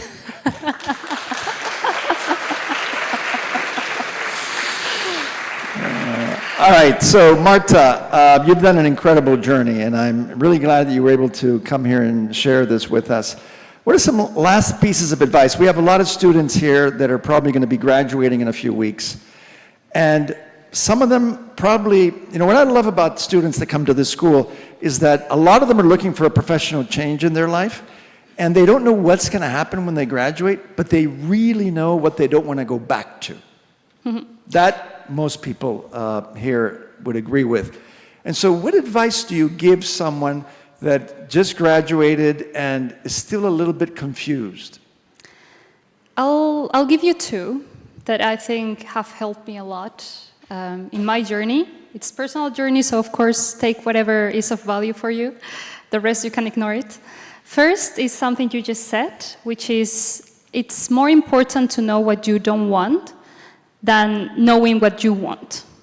And let me explain. Maybe you don't know exactly what it is that you want to do, and that's okay, because you will eventually figure it out. The important thing is that you have that in your head, and you will dedicate time and time to think, and eventually it all will come together. But it is more important in life, at least from my experience, to know what you don't want, because that will make you avoid situations that will put you away from your goal and your target.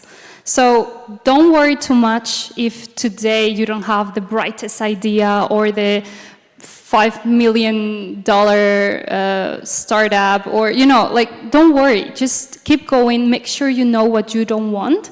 Focus on figuring that out before figuring out what you really want to do, and it will come along. And the second, and I don't want to call it advice, but the second experience that has helped me a lot is to surround myself with the right people. And what I mean by this is actually connected to the first experience I've just told you, and avoiding what you don't want. Avoid also the people that don't make you be yourself. Avoid people that drain you, and focus on those that are there for you, that can help you somehow and you can help them. Find the nurturing relationships that will help you find what you really want to do in your life, with your business or with your corporate career or whatever it is. Find yourself surrounded by the right people for you, and things will happen and will move forward. Yeah, I like to say that, you know, in life, try to surround yourself with people that celebrate you. Most of the people, over time, you'll find they just tolerate you. So really make an effort to surround yourself with positive energy, people that celebrate you and that you can learn from. So those are two great pieces of advice. I love the first one because I always say it, but I never give it as a piece of advice, because it's true that, you know, it seems ironic that, you know, knowing what you don't want, but it's critical. Just to let you know, I was not really good at the second one, and that's why I'm telling you. I did not surround myself with the people that would celebrate me that much before, and now it's something that I need in order for my business to grow and for me to keep doing it. So it's not that, you know, either you have it or you don't. It's something you also make, you know, and you have to experience it, and yeah, that's it. So the way I like to put it, and I don't think you've ever heard of this because I don't think, well, I was never your professor, but I like to tell my students that there are two types of people in the world: Friday people and Monday people. Friday people, they hate what they do all week. I can see that you're a Monday person. And whenever you became a Friday person, you said, I got to change. Actually, I don't have weekends, but I can be a Monday person. All right, let's give Marta a big hand, everybody. Thank you. Thank you. Thank you, Baris. Thank you, Marca, so much. Okay, guys, we are going to take a quick 20 minutes break, recharge your energies, drink a coffee, talk with the startups, and make sure to be back in 20 minutes, not Spanish time, real 20 minutes. Thank you.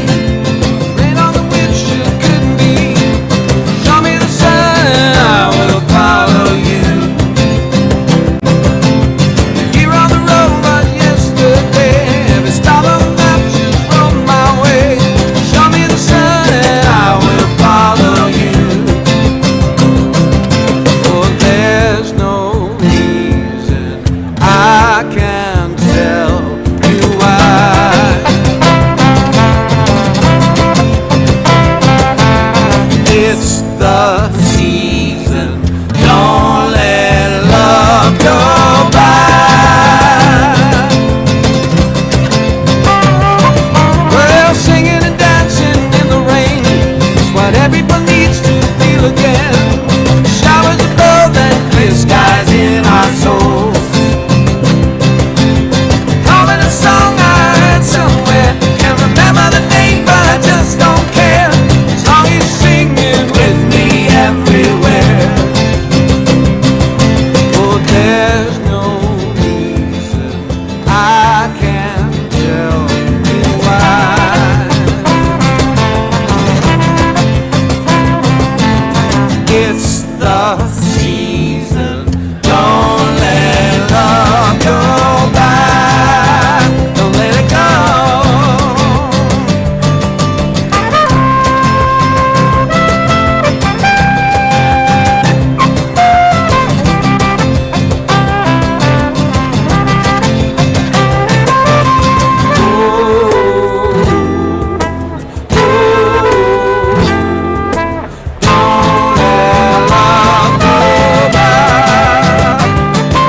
Oh, a year on the road was yesterday. On the bottom of my rear view anyway. Show me the sun and I will follow you. Humming a song that I heard somewhere. Can't remember the name, but I just don't care. As long as you're singing with me everywhere. There's no reason I can't tell you why.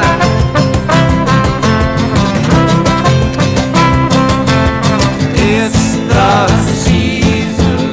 Don't let love go by. Don't let it go. Don't let it go. Don't let it go. Nice. That's it. Welcome, welcome back, everyone. We're now approaching the final stage of pitches. And if your coffee was as strong as our startups, we're in for an electrifying start. Now, I would like to introduce Paris once again, our gem. Please come on stage. He's the director of Venture Lab, and he will discuss with you the next steps.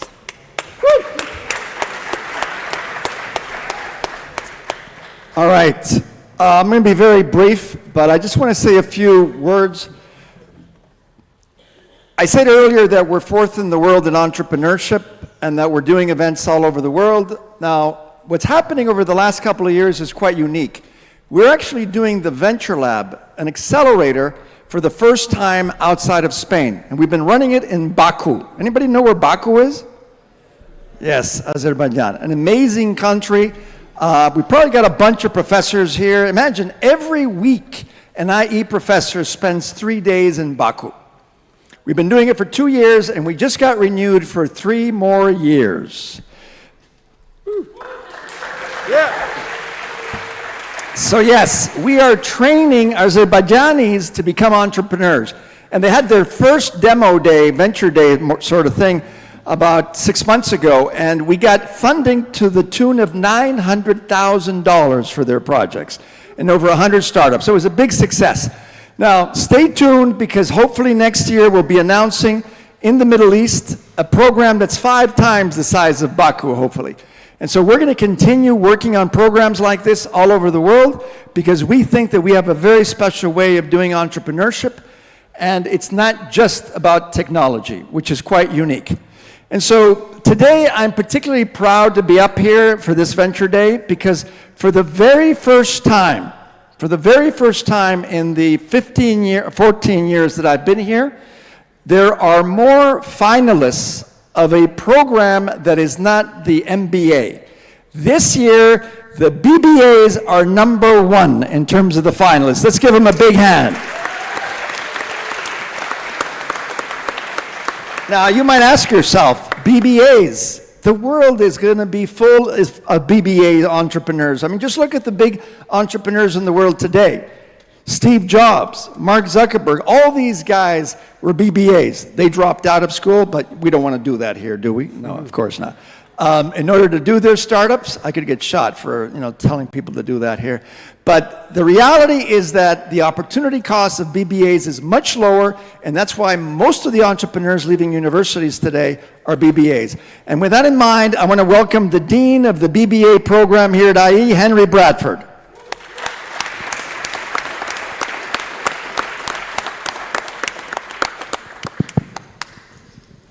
Hi, Paris. Henry, How are you? Are you proud or what? Very proud. It's amazing. Where are the BBAs? Woo! Yes, they are amazing. Of course, the whole participants, but in my heart are with them. Yes. For sure. I can imagine. I think we got 4 groups standing in line over here. And so with that, this is the best part, as we said earlier, of the program tonight, where the finalists present, and we're going to have 3 winners. But at the end of the day, as we heard earlier, everybody is a winner.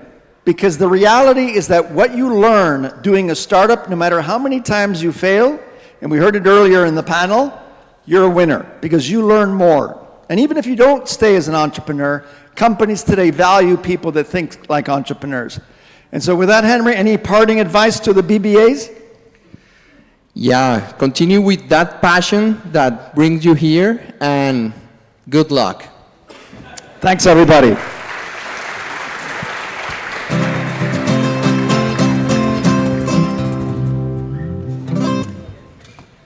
Okay, we are now ready to go into the final. We have 10 startups, 5 minutes each. Please don't go over the time. Then we will have 3 minutes to ask questions, and we will go on to the jury and the decision. The jury that we have is wonderful. I tried to learn all the names. I could not, I'm sorry. So sit comfy, the list is long. Let's go. We have Sasha Badelt, Angel Investor, Nicolas Campo Ross, Invertidos VC, Jorge Campos, Cupiro Capital, Teresa Dominguez, Attitude Capital, Juanjo Juste, Private Investor, Cristina Moyano, Amadeus Ventures, Blanca Ron Wang, Sea Ventures, Ignacio Sanchez Vasquez from Antler, Net Taleb, Angel Investor, Nadila Wardana from Quant, Jose Antonio Vega, and Ross Strachan from Adara. Let's give them a huge round of applause. We will now welcome the first finalist, and it's going to get hot. I know everybody wants to be healthy, but there's so much information out there that we don't really know what to do. The next company is helping us in a simplified way to do this. Please welcome Aria.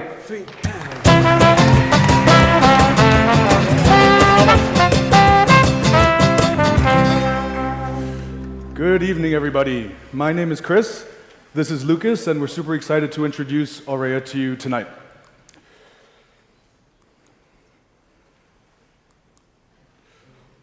Clicker? Guys, may you help us? Oh, there we go. Let's start again. Good evening, Chris, Lucas, super excited to introduce Aurea to you tonight. We are Aurea, and we have found through our research that every second European consumer out there has at least one micronutrient deficiency. And tackling this problem has been far from easy. First of all, people are not getting their blood tested, so they don't even know what their levels are. Secondly, people who do consume supplements do so without any professional guidance. And lastly, a lot of people out there are overdosing because they just take things that they think they need, but they don't actually do. At the same time, when it comes to buying supplements, the real-world experience is pretty terrifying. This is what you're confronted with when you go to a store and you try to buy supplements. There's hundreds of different products, highly confusing packaging. The industry is notorious for being intransparent when it comes to formulation, efficacy, and pricing. And people end up taking up to like a dozen pills every morning just to fit their daily routine. Our solution wants to alleviate all of these hindrances. We want to be an all-in-one capsule that you take once a day. It has everything you need in there when it comes to vitamins and minerals, nothing less and nothing more. We deliver it straight to your home, and it comes in a monthly subscription. The user journey is very simple. You set up your profile on our website, we send a quiz to you online that we've developed with nutritional experts. We send a blood test to your house that you administer to yourself, and based on all of that, our algorithm tells us what mix of vitamins and nutrients you actually need for your daily dose. This is our blood test. It's medical grade. We've developed it with our partners. All we need are 3 drops of your blood, and it takes you less than 5 minutes to do by yourself at your house. We also work with top-of-the-line laboratories. So we have all the relevant ISO certifications to ensure the best quality when it comes to blood analysis and security with your information.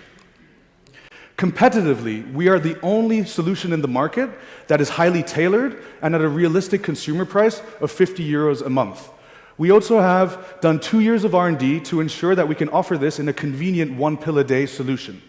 Also, we have exclusivity agreements in our launch market of London with distribution channels and partners. This is how we stack up to the rest of the competition right now. As I said, in Europe, we're the only highly tailored solution out there that's at a realistic consumer price that is as convenient as consuming in 1 capsule a day. Thank you, Chris. We also validated this whole concept. So we ran extensively an MVP for more than a year, where we had 74 participants that actually paid for our service, and we had outstanding satisfaction rates. We were able to test our blood testing procedure, the production, fulfillment, and also profitability. And the opportunity itself is huge. With more than 50 billion euros annually in the European market, this opportunity is gigantic. The 3 biggest countries in Europe are the United Kingdom, Germany, and Italy. We focus the United Kingdom not only because it's the biggest market, but also because it has a CAGR of 8%. In this market, we target the top 10% of consumers, which are worth around €500 million annually. We are seeking to raise 250,000 euros.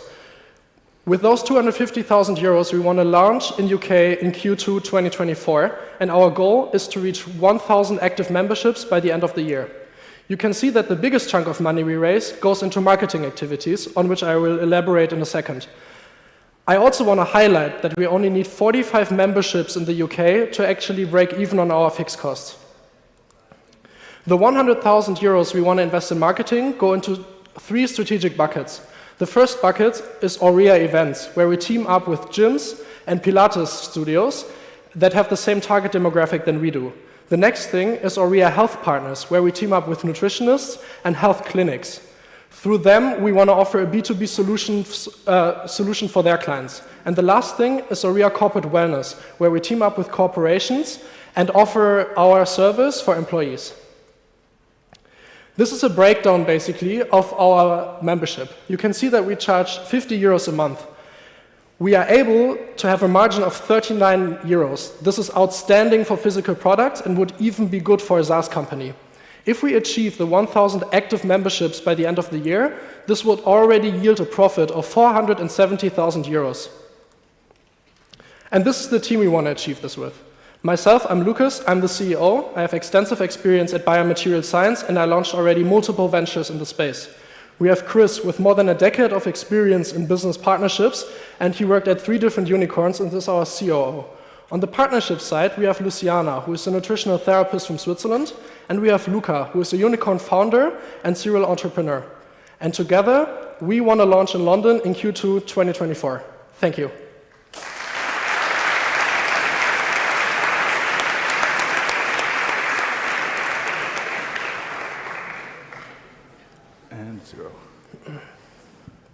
Hey guys, thank you so much for the pitch. A couple of things. One question is, could you elaborate a little bit more on the customer journey? Like once I decide to take this like blood test, and the other thing is my concern is the stickiness once they get like the results. You know, how do you do the engagement after that, right? For the following months. Thank you. Yeah. So basically the user journey is that you sign up on our website. Through the website, you answer a quiz where we ask you several questions about your sex, your age, nutritional preferences, etc. After you completed the test, you can sign up to our membership, which is 50 euros a month. You will then receive a package from us with a blood test. You conduct this blood test, basically you just prick into your finger and take 3 drops of blood and send it back to us for free. We analyze the blood, put everything, including the answers from your quiz, into an algorithm, then calculate the nutrients that you need, and put it into a single capsule that you need to take every day. And then you will basically get a new pack every month. In terms of stickiness, so what we do is, so first, after people did a blood test and basically got everything personalized, we could see that in our MVP, not many people actually jumped from the subscription, so we have an extremely high retention rate. Also, we retest after a few months, so we can make visible that our product actually works. And there's a lot of seasonality involved as well. So like Northern Europeans always need a bit more vitamin D, for example, in the winter seasons. So it'll always change the formulation if we also retest you after 6 months, for example. Thank you very much. Amazing pitch. Can you elaborate a little bit about on the competition? Because you said there is competition. I didn't really get the innovation, the differentiation, and I heard something like you have a lower cost, and why is that? Yeah, I can take this if you want. So basically, there are not many companies that are able to do really scientific blood testing. So there are a few competitors that offer personalized micronutrients, but usually they lack on two sides. So first of all, we developed a completely new process to make the single capsule design. Most companies that you go to will ask you questions and then put pre-made capsules or vitamins into a daily sachet, and then you have to take a dozen of supplements every day because it's cheaper to produce, basically. And then also most of the startups lack a full blood test, so they only offer a quiz to basically increase margins, or because they do not have a process or the certifications. So it's more of a good guess than actually science. And then the ones that do offer blood tests are usually for the professional space, so for Olympic athletes or professional sports people, and are more in the range of 200 to 300 euros a month.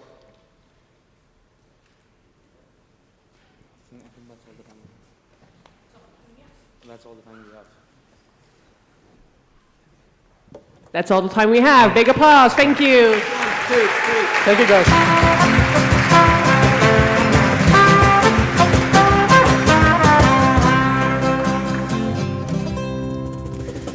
Now, that is going to be hard to compete with. However, our next finalist is AI Ace. And even though I've never been a fan of tutors, this one might change my mindset. Please give a big round of applause to AI Ace. 1, 2, 3,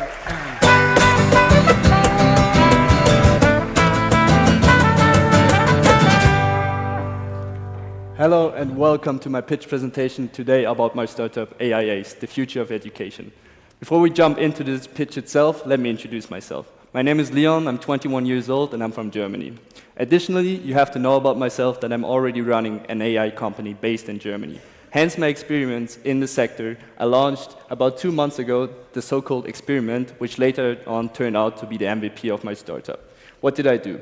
I programmed an AI tutor for my macro midterm and shared it with my friends. They shared it with other friends, and they shared it with other friends. And within 3 days, we had already over 300 users, which is, by the way, half of the BBA population, who asked a total of 1,750 questions.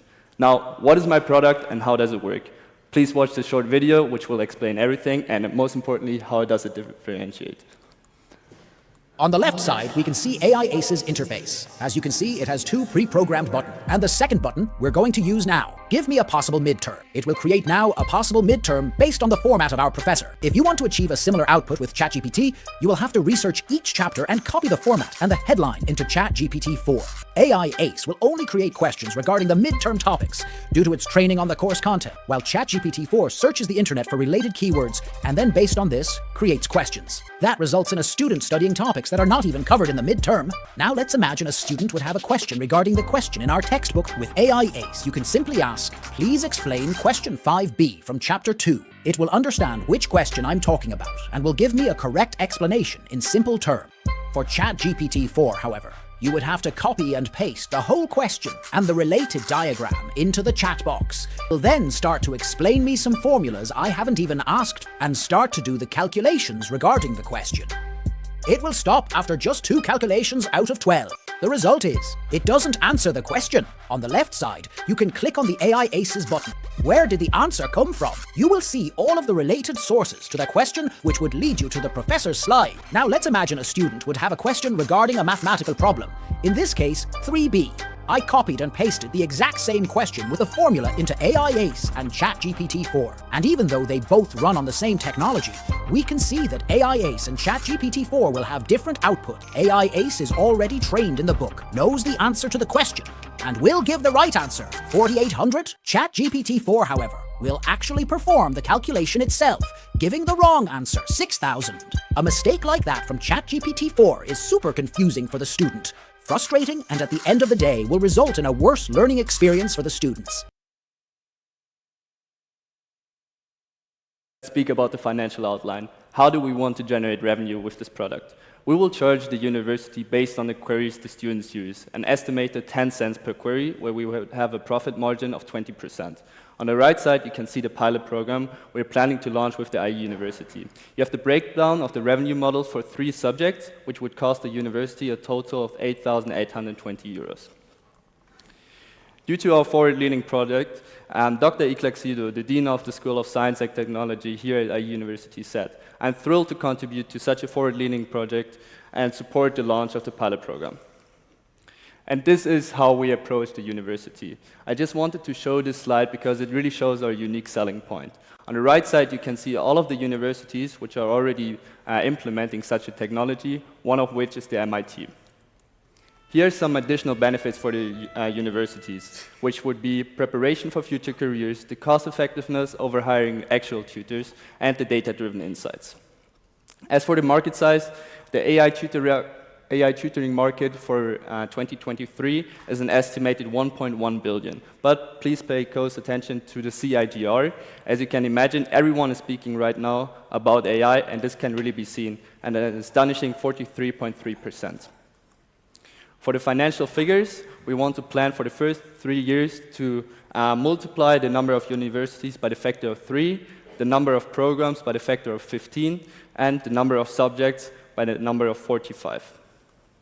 As for the investment opportunity, AIAs is looking for 60,000 euros in investment. With this investment, we want to hire 1 full-time developer, which will help us to launch a platform where the professors will be able to upload all of the necessary information and then automatically design it into our product.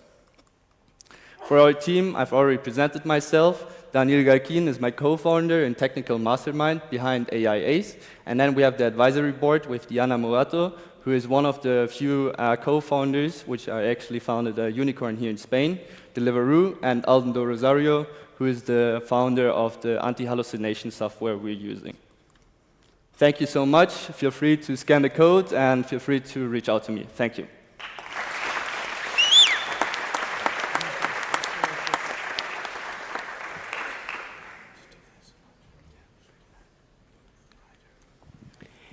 Thank you for the pitch. I have 2 questions of the product itself. First is, how do you ensure that the training is being properly performed and the answers that are being given are correct? And the second is, how are you going to prevent for being copied? It is just somehow encapsulating what ChatGPT is doing and giving more. Thank you. I'm really grateful for the questions because, first of all, that already shows me that you have some knowledge about the topic, and second of all, I have some slides for it. This shows the unique anti-hallucination software, which I was talking about. I don't want to go into too much detail, but I'm happy to explain to you afterwards. But basically, we're taking all of those measurements to make sure that the content which is uploaded by the professor is only the output at the end of the day from the AI and nothing else, because the big issue with ChatGPT, for example, is that they're trained on a huge database, and at the end of the day, they just give out everything they find. So this is really the big difference here. And then on top of that, for your second question, I thought maybe someone would ask something like that. Our unique selling point are the following. As mentioned, the anti-hallucination software I already explained. Then number 2 and 3 go hand in hand. The GDPR compliance and the copyright integrity are super important to us. As you can imagine, all of the Documents from the professors are copyright restricted, in general everything from the university, so you're not allowed to just go to ChatGPT, for example, and upload it. And lastly, we're student-centric design, as you can imagine. We're students ourselves. We know how students study with this product, and this is why we truly believe that we can design the best product out there. Thank you.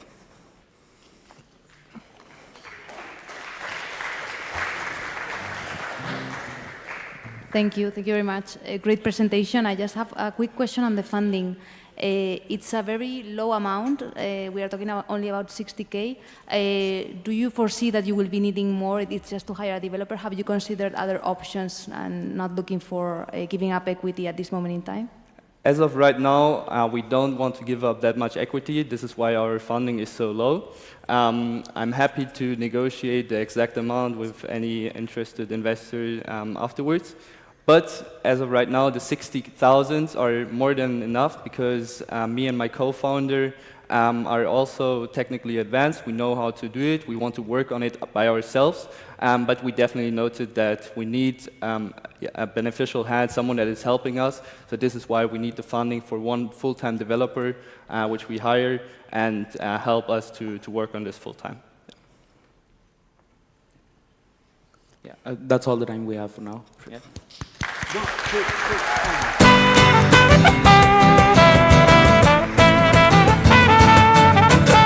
Thank you very much. That was amazing. So some people say it doesn't matter what you sell as much as how you sell it. That's why we need Escribi AI for our businesses. Please, let's welcome them with a big round of applause.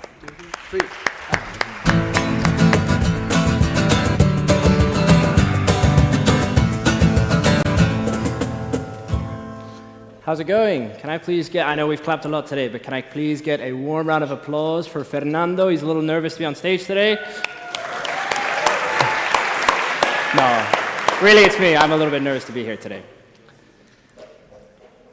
Creating content is important for businesses. It helps generate traffic, it helps generate leads, and it's actually 50% of their annual digital spend on average. At the same time, creating that content is a bit of a hassle. It's a very labor-intensive process, which results in expense and also actual unscalability. It's very difficult to scale. This creates a lack of engagement, despite its importance. Escribi AI is a modern content engine. What we do is we automate the process from strategy to writing to delivery for a variety of platforms. Now, this is easiest to explain with an example as to how it actually works. Let's imagine a brand. We have Average Ant. Average Ant is a company and they have a single brand. They come onto the platform and they register. Now they have a variety of platforms. They have their website, they have their social medias, and then they have their newsletter. The problem is you typically have a single person which organizes all of this, or maybe multiple that do it and then write and publish this content. Escribi handles each of these independently. We create a strategy for your website, your socials, and your newsletter, and every day we write content for that and automatically publish it. And in this sense, it takes this entire headache away. This is some example of some of the work that a user or a reader of Average Ant might see. We have 2 articles, and we actually just figured out how to do LinkedIn, which is great. And so this is actually not written by Average Ant, but the experience feels the same, and it's just as good quality.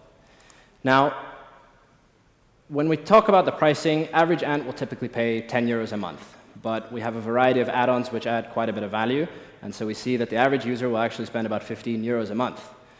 This brings us to about 180 euros per year per user. Now, the great thing about how we leverage the technology and how our systems are built is our margins are incredible. It costs us about €1 per year to run content for a website per user. And so you can see that the scale here is actually in the volume. Now, Average Ant isn't alone. They're characterized as a lower mid-cap SME with a limited budget, and marketing isn't necessarily a core activity, which they care a lot about. There's 200,000 of these firms in Spain that we know about and we can actionably reach. We've selected a bit of a subset, 11,000 here in Madrid, that we can contact and speak to. In the coming year, in 2024, we'd like to register 1,000 of these onto the platform. Now, the best part is, or one of the better parts, is it costs us nothing to acquire these companies. We can have a 10 or 15-minute conversation with them, and they're basically on board and ready to try it, pay for it, and use it. They spend about 180 euros per year, and we expect the churn rate to be exceptionally low because all the other solutions are 2 or 3 times the price of our solution. Which brings us to who are we competing with? We are the only fully integrated solution. We find that people can build workflows through standalone solutions.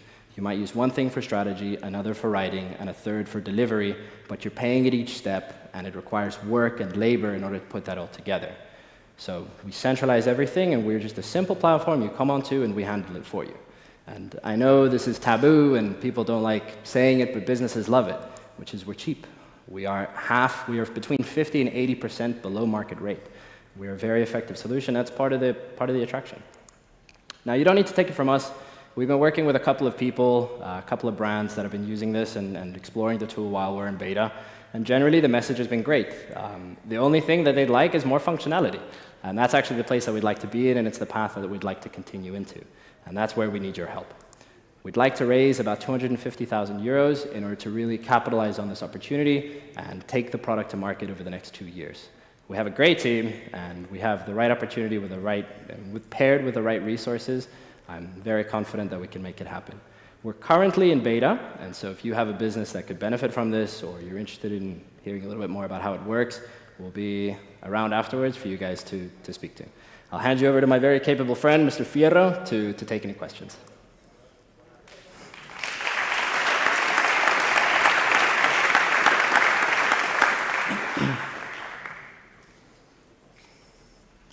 Thank you so much for the presentation, guys. I actually had a question on the product itself, and I was just curious as to why other competitors, such as Jasper, has not done the full end-to-end integration yet, because I think it seems to me like it's quite an obvious solution for a lot of agencies to do this. And what's your take on that? I mean, the fact that it's obvious is why we're doing it. So, like for example, Jasper does the strategy and the writing. It's a very complex tool, which it's used by big companies to create marketing strategies. It's collaborative. It's way more complex than what we want. Now, why they haven't gone there? It's actually why we are going there. Because we saw that none of them are doing this. So we're the only fully integrated tool in the market, and that's why we want to build it fast. Because once they realize that it works, they will probably go into that as well. Talking about integration, are you only delivering the content, or are you also integrated with publishing this content on the website? Because I mean, you can use ChatGPT for strategy, for writing the content, SEO, optimized, but then you need somebody to upload all this and to basically put in the pictures and all that stuff. Will this all be automatically done by you? It will. Do you want me to walk you over the customer journey, so how the tool works from start to end? Do you want me to do that? I think the quick answer. I think a quick explanation would actually clarify that. So basically, the user goes into Scribe AI. Okay, they pay for whichever plan they want, so 10 euros base price plus add-ons, and with that they will get a plugin. Imagine that this company has WordPress behind its website. So they will get a plugin. They would install this plugin within WordPress, and then our tool will start working. Our tool will analyze keywords and the unique style of that website. And of course, that user will be able to also set the tone of the content amongst other parameters. Okay? Then using AI, our tool will create titles. And with those titles and the inputs that the tool is getting, it will create the content. And then this content, through the plugin, will be sent back to WordPress. And then it depends on the user whether the user wants to intervene before publishing or whether he wants automatic publishing. So yes, automatic publishing, it's possible. I got a quick question over here in terms of the afterlife of the posting and the content, right? So right now, these content writers also act upon being also community managers in that sense. So how do you manage the interactive part of the post and the content being generated afterwards? So that's something we will definitely have to work on. So far, we manage the strategy, creating that content, publishing that content, and after that, whether, for example, the user wants to retrieve that content that was published, that's up to the user to do so. We only focus on the strategy up to publishing, as for now. but a cool idea. We'll write that one down. Yeah, very cool idea.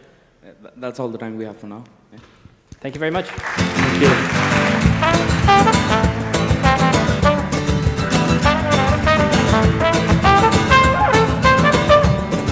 Thank you guys, that was amazing, thank you so much.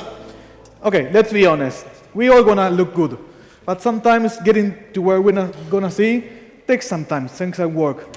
The next company is having an amazing new platform with AI-driven engineering to help us do just that. Please welcome Stelix.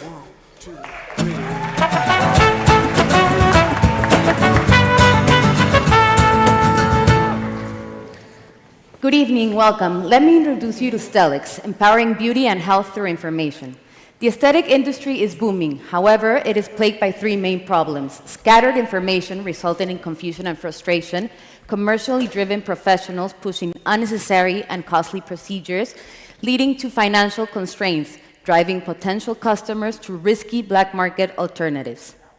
During our customer validation process, we found out that consumers want personalized information, a sense of community and guidance, and flexible financial solutions. On the other hand, providers want more customers to enhance digital lead conversion and immediate cash disposal.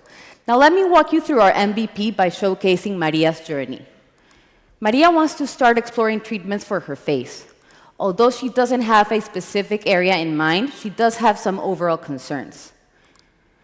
Maria lately has been feeling that her skin is dry and looking dull. She has started to notice some expression lines and is worried about wrinkles. Maria lives in Madrid, so naturally she wants to explore options close to home. At this point, Maria will be asked to input her information to further personalize her journey. She will also be introduced to Stella, her AI digital companion that will guide her through every step of the process.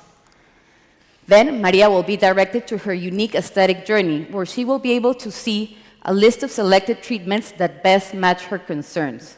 Maria can then explore each treatment to understand what they consist of and know what to expect and consider. She can also compare treatments or ask Stella to help her figure out which one is best for her. Once a treatment is selected, Maria will be directed to a list of certified clinics that offer her desired treatment within her desired price range, location, or based on ratings or reviews. So our mission is to be your digital companion and trusted advisor at every step of your aesthetic journey. We envision a future where aesthetic treatments are accessible, safe, and tailored to each individual's needs. During our first stages, we'll be focusing on the Spanish aesthetic market, valued at 3.5 billion. Research shows that 10% of users are heavily influenced by social media, making them our EVG. So we did some research to understand the European market and find out that Europe prioritizes fixing visible skin concerns, with 72% of all treatments centered around the face. We also conducted research to understand our early adopters and found out that 41% rank skincare as their top spending category. 28% will only purchase products and treatments after receiving personalized advice. We also know that they value exceptional customer service and are hungry for genuine connections. Building upon these insights, we have laid out a 3-stage development plan. During stage 1, we will focus on earning the trust of our consumers by offering curated information, guidance, and transparency. In stage 2, we will focus on enhancing personalization. And starting in stage 3, we will work progressively to roll out additional features to enhance customer experience. Our business model is simple. We will charge 80 euros per month per center, which is a very competitive price, allowing us to position ourselves for clinics of all sizes. For a go-to-market strategy for users, we will use SEO and influencer marketing. We will do online and offline community engagement events to create and strengthen our community and drive users towards our free platform. For go-to-market for clinics, we will do door-to-door marketing, where we will do digital demonstrations to show doctors how Stelix can enhance their practice. We will offer them a pilot program where we will show them how Stelix can enhance their digital lead conversions and offer valuable insights, and take them to our paid platform where we will be using a partnership approach, offering ongoing marketing support at a premium. In terms of scalability, we will begin by launching in Madrid and work progressively to cover all of Spain and eventually expand to LATAM. We will also be adding markets as we go along. Now let's look at who else is in the market. Toestetica and Multiestetica operate in Spain, and they focus on the aesthetic industry. However, they offer outdated information, and Multiestetica's booking platform doesn't work. Doctoralia is huge in Spain. However, it centers on general medicine and doctors. Real Self is huge in the US and has received massive funding due to its vast popularity. And the newest player in the market is Selfology, which has managed to raise over $17 million. This is a snapshot of our financials for stage 1. We have calculated break-even at month 18. So for stage 1, we will need 225,000 euros. As you can see, the majority of our OPEX is centered around marketing. Now let me introduce you to our wonderful team. We have a strong foundation in business development and customer-centric endeavors. Together, we're not only experienced in the medical industry, but also in tech, finance, marketing, hospitality, and the public sector, giving us knowledge about diverse customer needs. Thank you so much.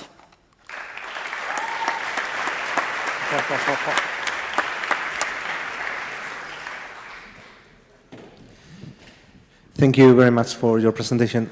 I would like to know a little bit more about the marketing that you are expecting to do in order to reach that number of clinics, because at the end of the day, what you're presenting is a door-by-door situation, and that requires a team, that requires time. How are you going to do that? Yes, we have considered that. We will have a sales force. We will go door to door. Here in Madrid, there are a lot of clinics. So there are a lot of clinics to cover, but if you have walked around on the streets, you can see that each clinic is one besides the other. And so we will go make the digital demonstration, the pitch in person, because we want them to see what they can actually get from using Stelix. So a lot of clinics here, they struggle a lot, especially with the younger generations, because they don't know how to reach to them digitally. They're used to treating with older demographics, which they get with word of mouth. So with Stelix, we're going to help them get to the younger demographics.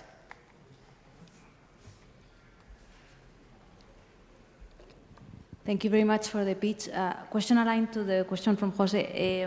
So have you tested the willingness to pay? So how did you come up with the price point now with the 80 euros per month? Have you tested the willingness to pay from the clinics? Yes, so Doctoralia charges 80 euros per doctor.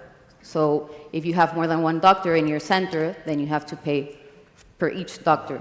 We are going to charge 80 euros per clinic, which is the most competitive price right now here in the industry in Spain. We have talked with clinics, and we know that they are willing to pay because like one of the lowest ticket items that a clinic can provide is a facial, which is already worth 90 euros. So the procedures they actually sell, they actually range from 90 euros to 5,000, 10,000. So even if they get one client, they've already paid the monthly fee.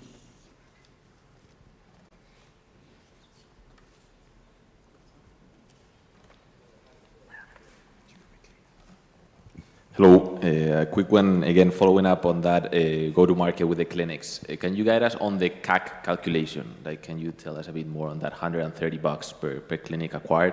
What is the expected sales cycle? Do clinics behave differently depending on the clinic? Thank you. So the CAC calculations were made mainly with the sales teams and the marketing we're going to use for acquiring those clinics. And the sales cycle is just continuing to acquire more clinics as we go on. And as we go on, we're going to have more and more sales teams integrated to the team. The clinics behave. That's actually. Okay, so as you saw, we have a pilot program. So that is a way to let clinics try our product without having to induce in any risk.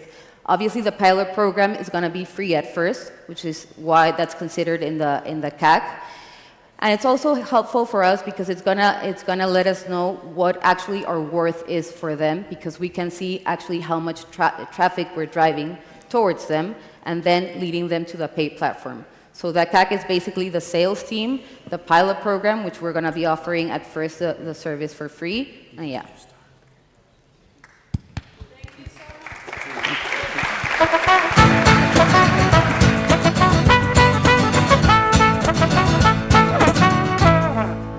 Thank you very much. Now, our next startup is taking guerrilla marketing to a new height, literally.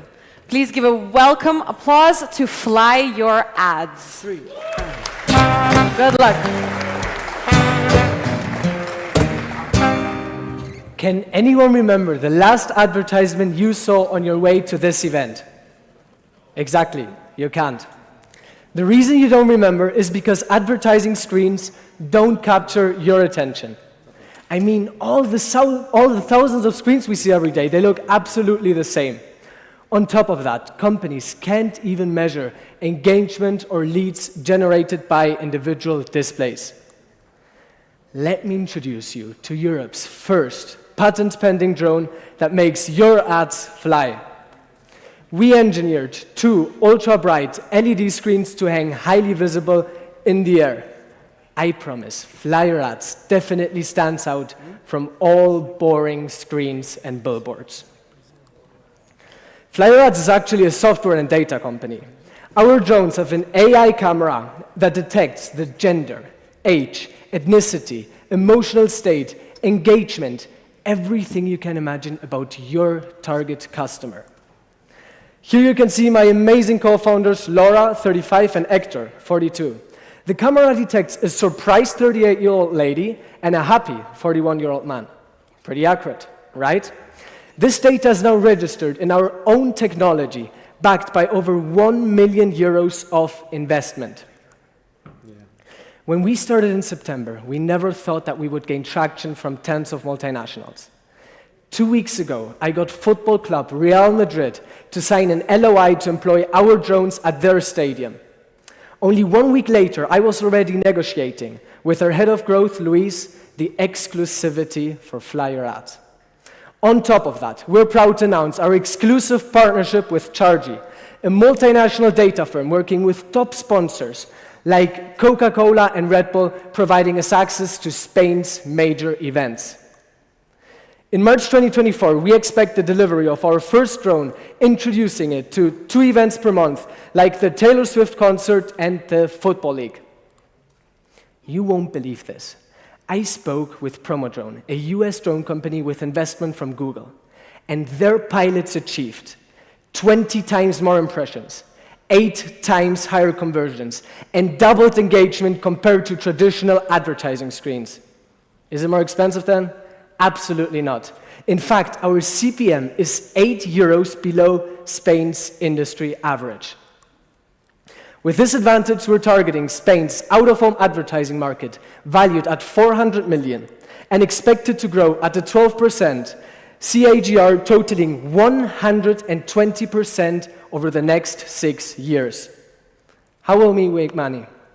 We will make money in the following ways. First, event organizers will rent our drone as an advertising screen for their sponsors, charging them anything between 10 and 30K. Second, individuals will pay 15 euros per minute to display live messages via our app. We are scalable, and we will grow exponentially, expecting to generate 5 million in revenue with an EBITDA of 4 million in 5 years' time. You see, when I came up with the idea of what Fly Your Ads is now, everyone told me that the legal work, complexity, and technology make this idea impossible. Until one evening, through some crazy coincidence, I met a couple who believed in this project. This couple appears in Forbes with the words like, the best European startup, the European Tech Woman Award. IoT and tech experts, Laura and Hector, are now my incredible co-founders. And together with my expertise as a serial entrepreneur, we will change this market. We are backed by a great team of advisors, pioneers in departments, all the way from legal to growth. Take the opportunity to become part of our vision with only 80K to finance our first drone and cover all 2024 expenses. We made a dream a reality. I am standing in front of roughly 1,000 people, and I have all the legal paperwork and technology for Fly Your Ads in hand. In 10 weeks from now, we will start appearing all over Spain. So guys, if you want to jump in early, do it now. Thank you.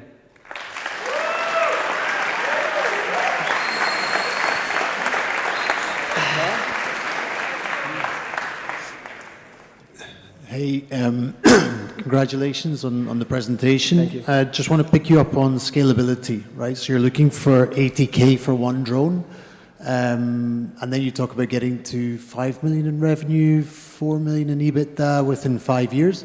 So walk us through a little bit how those numbers fit together. Exactly. So we're in the first year, we're only planning to start with one drone that will be present at 2 events, generating around 30K in revenue per event.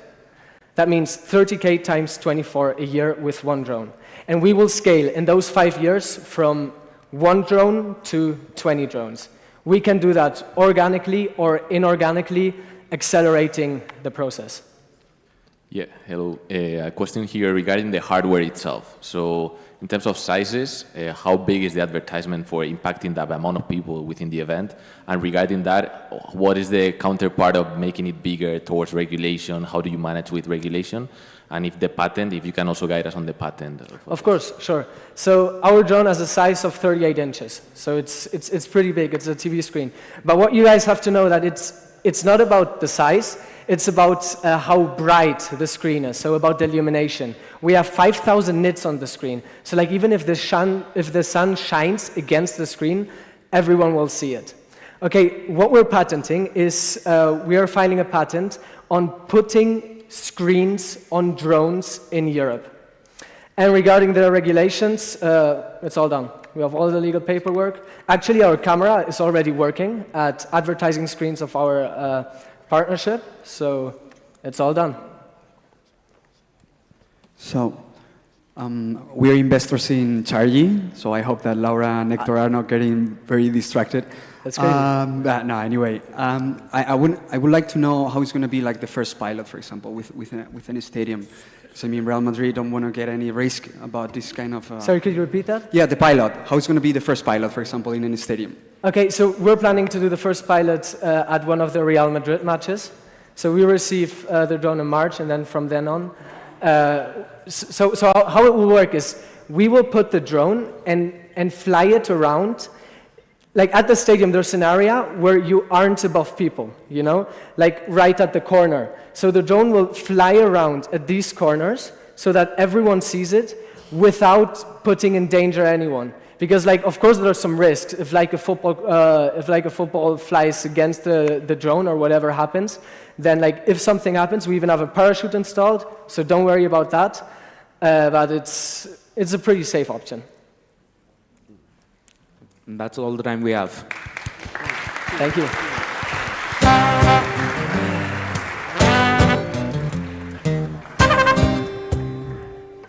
Thank you very much. Okay, let's be honest. Karting is one of the best sports ever. It's full of adrenaline as you drive so close to the ground, right? We all love it. That's why we need karting in our lives. Let's give it up for them.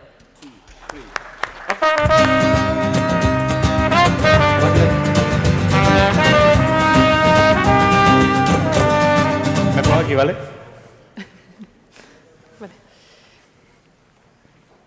Hi, my name is Ainhoa Martín, and today, together with Nia Secaña and Jorge Herrero, we're going to present karting. Let me start this presentation by asking you one simple question. Who do you think are behind these helmets? It can be my father, a 60-year-old banker. It can be Nia, a 20-year-old student. Or it can be Marcos, a 30-year-old consultant. After 2 years of experience doing karting races, this is our key discovery. Karting is for everyone. It does not take into account age, gender, height, weight, ethnicity, or race. At the end, speed is the only thing that matters. But let me show you a quick video so that you understand what we do and who we are. We're 3 friends, as you can see, that 2 years ago decided to organize karting races for IE University students. And if I'm being honest, it has been a complete success. It is because of this success that we want to take it to the next level by building our own amateur karting league. But you know what? We're not the first ones to think about this idea. Countries like Brazil, the US, or Canada saw and took this opportunity many years ago by launching their own amateur karting leagues.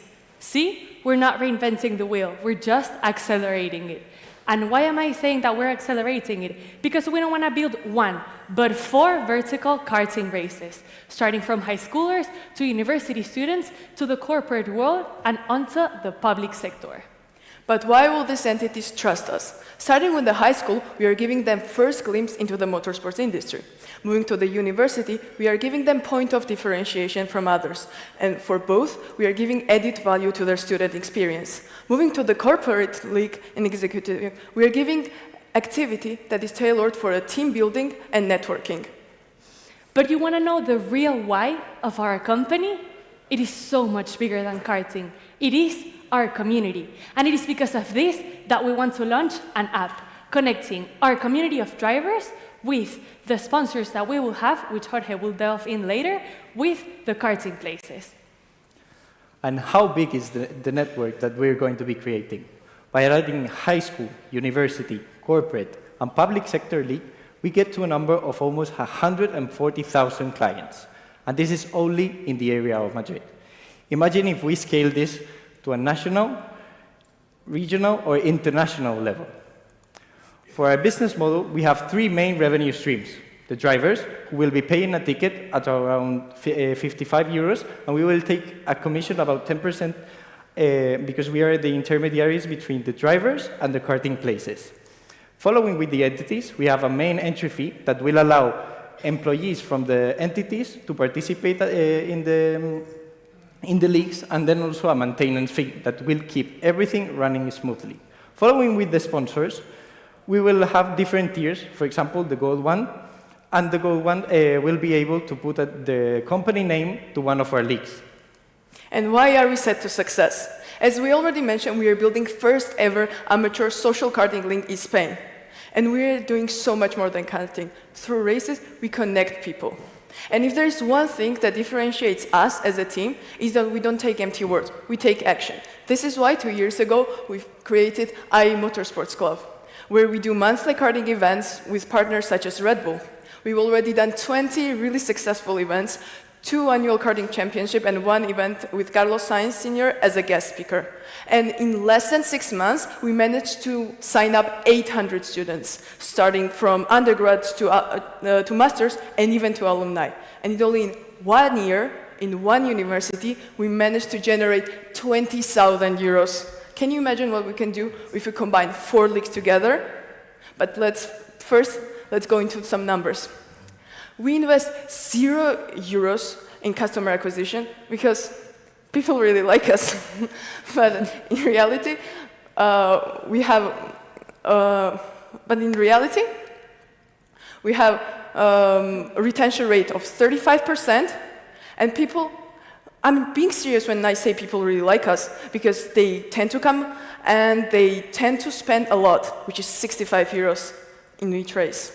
For the following steps, as if today, we have reached verbal agreements, and for the first half of the 2024, we plan to launch the private university league. And also, for the second half, we will introduce the intra-university league, where the fastest will race, and also a corporate one. Parallel to this, we will develop the app. And this is our financials for the first, second, third, and fourth year. And this is us. We are looking for 100,000 euros for investment to develop the app mainly. This is our team, Nia Secania, Jorge Herrero, and Ainhoa Martín. Thank you for your time.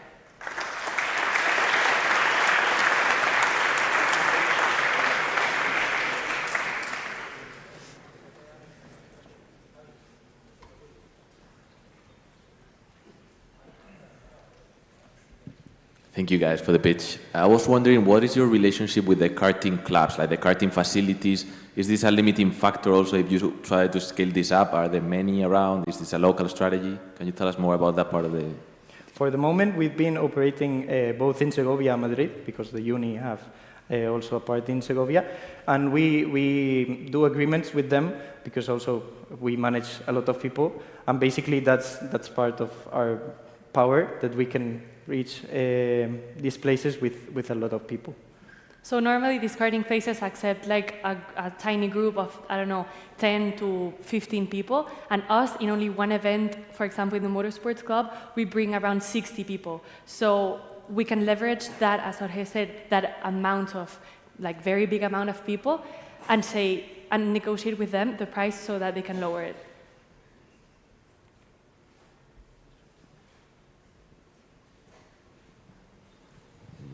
Thank you for the pitch.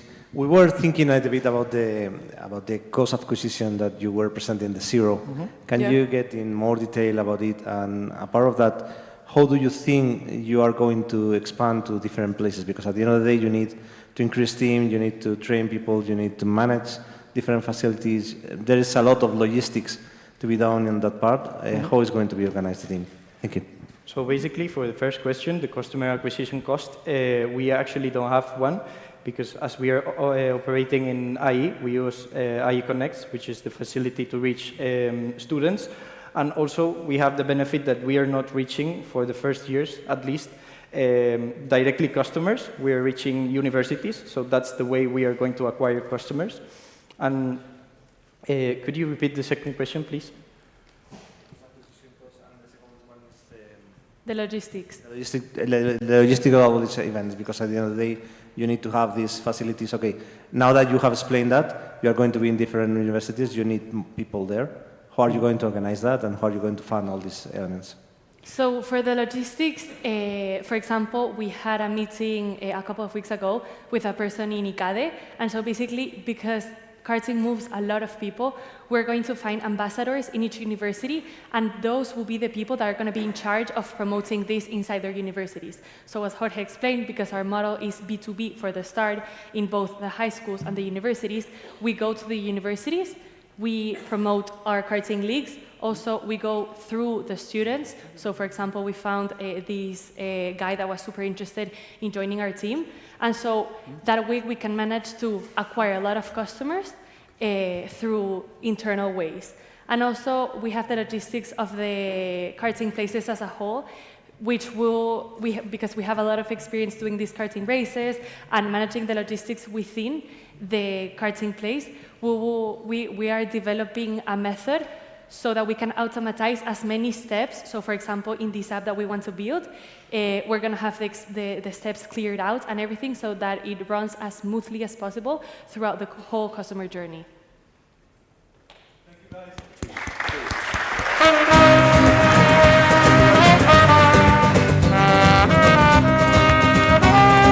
Thank you. Thank you so much. So, when I was younger, and to be honest, still do, love playing with Legos. The next company is taking that and bringing it to real life. Please welcome Modo.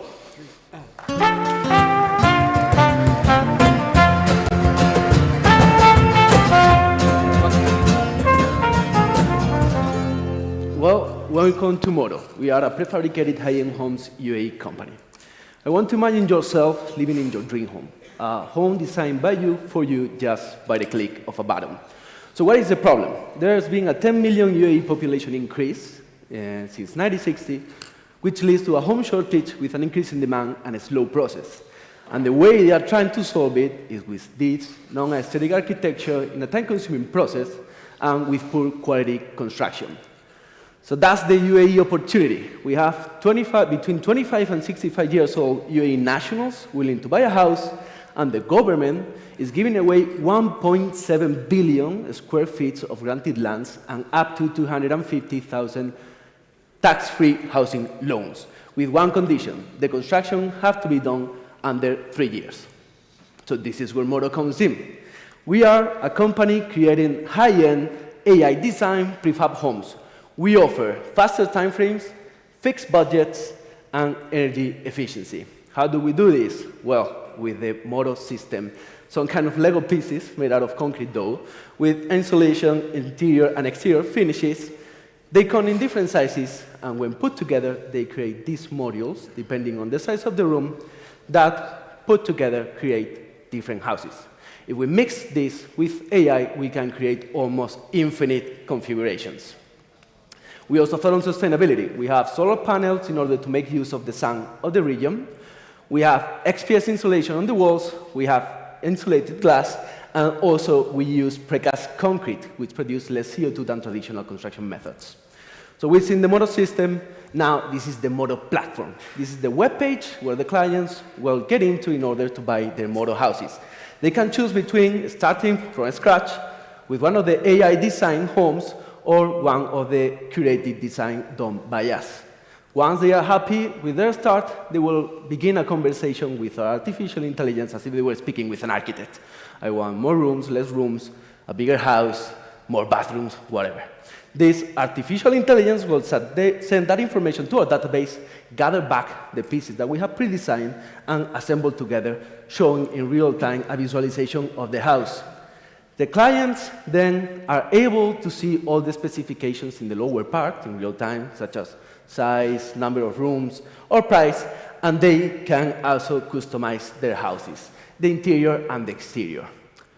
Once that they are happy with the house that they have designed, they will continue with the process where they will be contacted by a salesperson in order to sign a contract, send it to fabrication, and then deliver it to the place.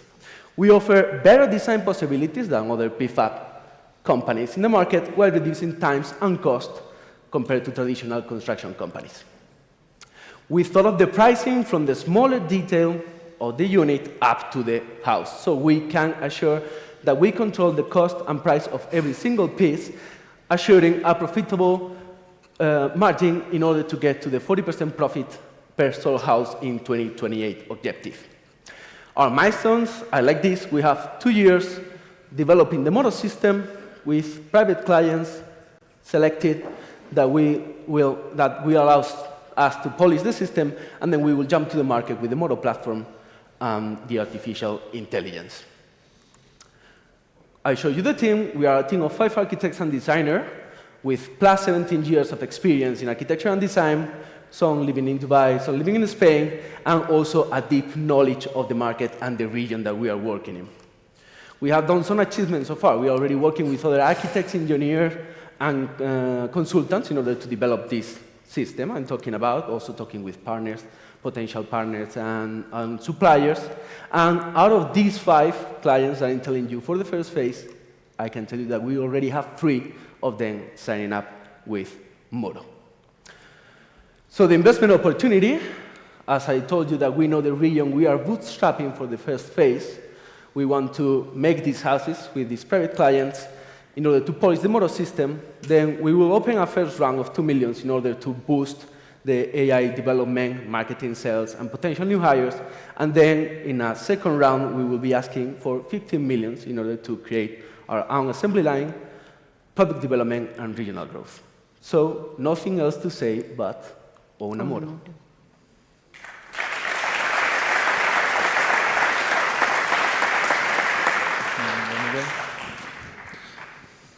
A question on your existing businesses, because you're 5 entrepreneurs with your own practices.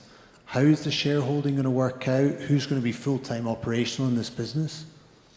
We have one of the 5, which just mentioned here, if we go back. Hatem, he's the full-time. He just relocated from Canada to Dubai this month, and we are starting beginning of the year as a full speed. So he's the full-time person. We both own businesses, one in Spain, one in Dubai. And Farah and Aisha, they are like in interior design and architecture. So once they are ready, they can move full-time to them. Also, to add to this, Hatem has experience. He's been working in a startup doing kind of similar thing in Canada, so he's also bringing the know-how in order to foster the development of the system. In the past 2 years, they developed the start of the system, which is basically connecting the AI, like creating the AI connection to the software of architecture, because here we want to mass produce the design process and the construction process. So it's just a matter of connecting the dots over the time, and then we can get that mass production, auto products. Yeah.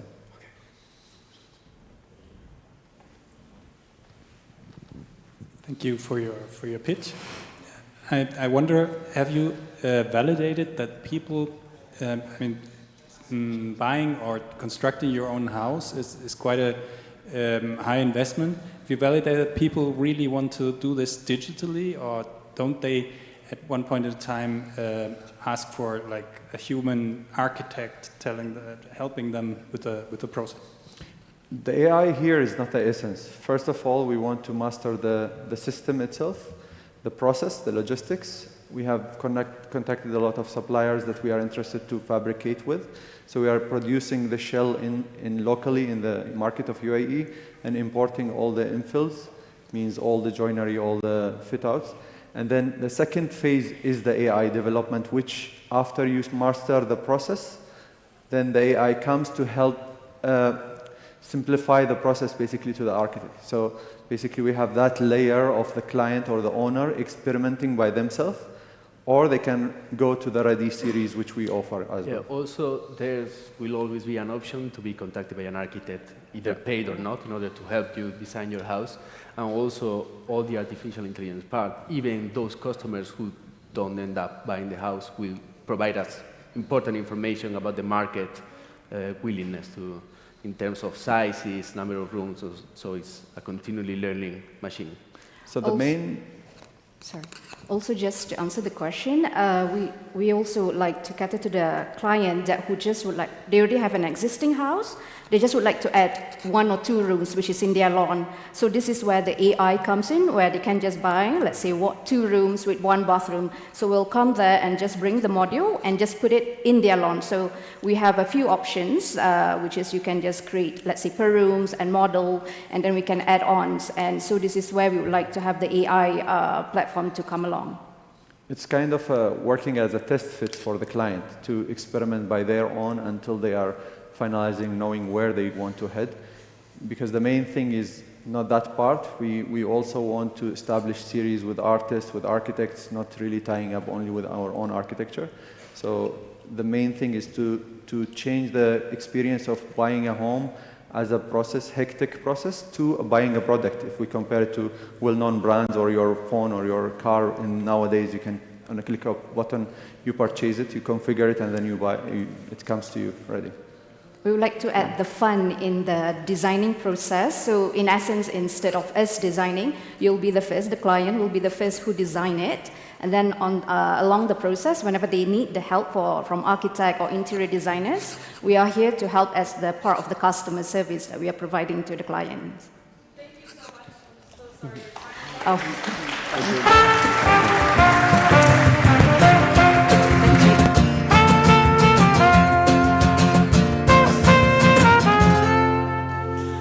So, do you remember the first time that you had a child?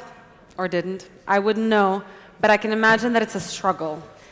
However, this startup will be your guiding light. Please give a big round of applause to Parentful.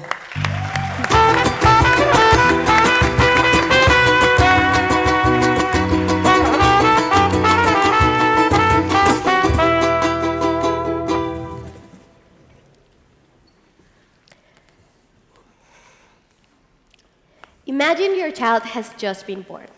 You come with him from the hospital.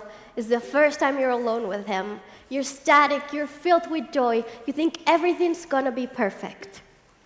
But you quickly realize it is not as perfect as you thought it was going to be. In reality, parents feel exhausted, they feel drained, they feel lonely, lost, scared, confused. And that's because nobody teaches us how to be parents. Parents lack the time to learn. They feel saturated with the amount of information that is out there. And whenever they find information, it's scattered all over the internet, magazine, books, and you don't know which one you can trust, which one is reliable. And the content that you do find, it's low engagement, it's boring, and they use medical words that you don't understand. So that's how 71% of parents feel at least at one point through the parenting journey. I've been studying this issue for the past 2 years, not only because I focused my career in education, but also because I have 5 brothers and sisters. Today I'm aunt to 9 nieces and nephews, and I have seen them desperate for answers. Plus, from our research, interviews, and one-on-one calls, we understood that more than 60% of parents invested in topics related to help with parenting, with the most common issues being breastfeeding, nutrition, sleep, and newborn care, among others. So, what have we found out? Parents are looking for something practical, something easy, something they can trust, but mostly something where they can connect with other parents. And that's how we created Parentful, a learning companion for everything related to parenting. How do we do it? We have an online learning platform where we provide our courses taught by top Latin American experts. We have a 24-hour support with our AI assistant, and we provide access to this amazing community of parents. So how does it work? We have the experts, which we produce in-house video courses, articles, and workbooks.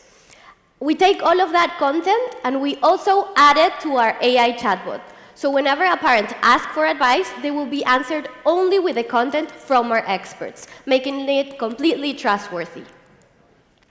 The global parenting app market has been growing extremely fast, and it's going to be huge by 2028. But it's already a huge industry. It's a $1.31 billion industry, with 15% of that being the Latin American market and 20% of that being Mexican market, where we are launching first. These are some of the biggest players in the industry right now, and together they have raised a total of $1.11 billion in funding. Babytree being one of the best examples of a company that started with the same business model as we did, and today is a billion-dollar company funded by Alibaba with their e-commerce and baby product line.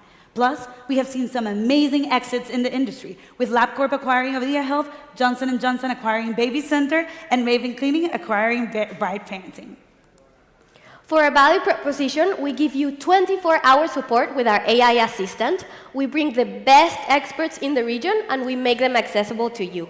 We connect you with a community of parents to share your experiences. Our content is easy to apply and easy to understand, really the one-on-one on parenting. And you can learn at your pace and at your place. So how do we make money? We have a B2C model where parents can access our platform for a yearly subscription of $99, and a very strong B2B model where we provide insurance companies, partnerships, and employee packages.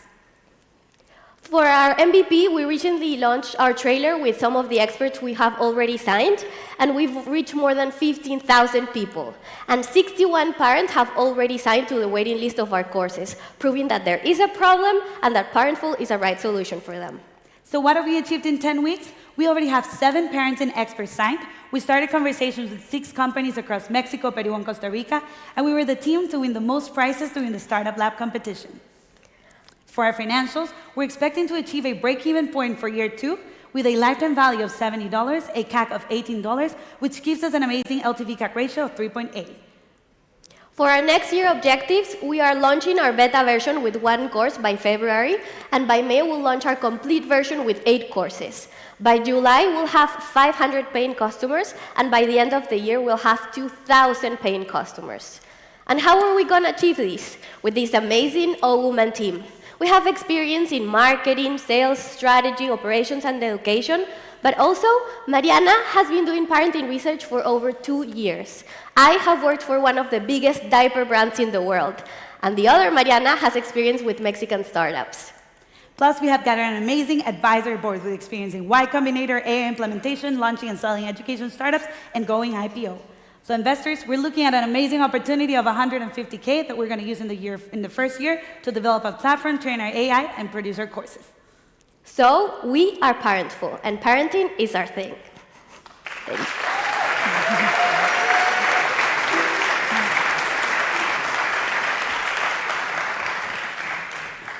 Thank you for the pitch. I have one question about how you are going to generate confidence. You talk about there are many ways to ask for help, and you talk about AI, chatbots, and getting the best experts on board. So how can you ensure that you are going to have that? That is going to be, I guess, one of the key success factors to grow. Thank you.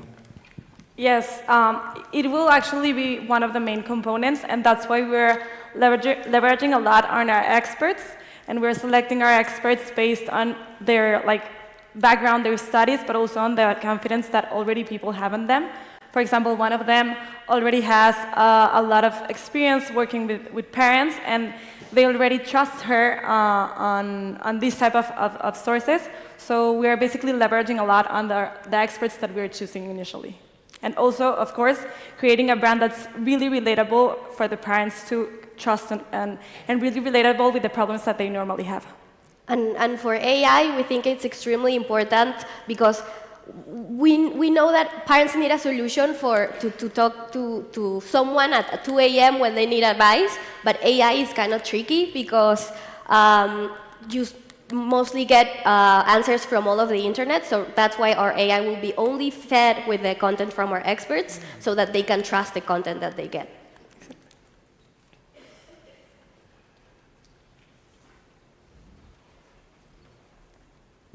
I got a question over here regarding unit economics, because you mentioned $70 for the lifetime value. So can you tell us a bit more about this? And your subscription is like 100 a year. So what is the parenting lifetime that you cover with the solution? Yes, actually, well, lifetime value for the first year is 70. It will increase because it will increase the cumulative amount of time that they're spending in the platform. Initially, we considered a 5.33% of churn monthly based on how the market works, and that gives us a lifetime of around 1.5 years, which makes total sense for this first stage. Nevertheless, we're also planning to expand our content and not for parents not just to be with us the first year and a half, but that's like on the second stage. We're planning to grow with the parents, actually. That's all the time we have.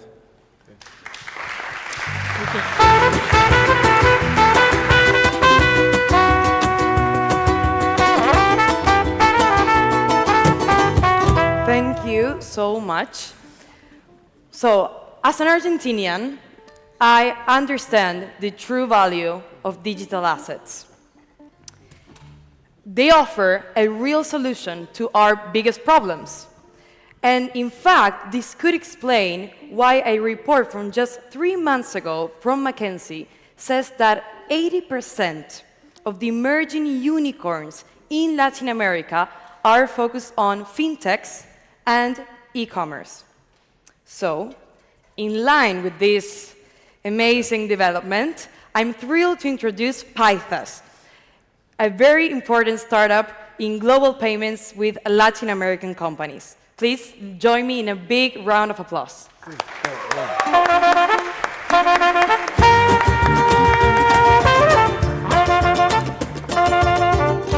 Hello, hello. Thank you very much for coming today. We're Pythas, a platform that enables international payments for SMEs using blockchain technology.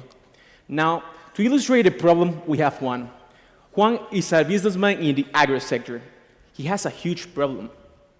He's Argentinian, and every year he needs to import his supplies to continue his operation in a total value of $2 million. Argentina has been facing extreme inflation over the last couple of years. Also, Juan needs to make his payments to his suppliers in the US, but he doesn't have an international vehicle. Finally, he goes to the bank, and guess what?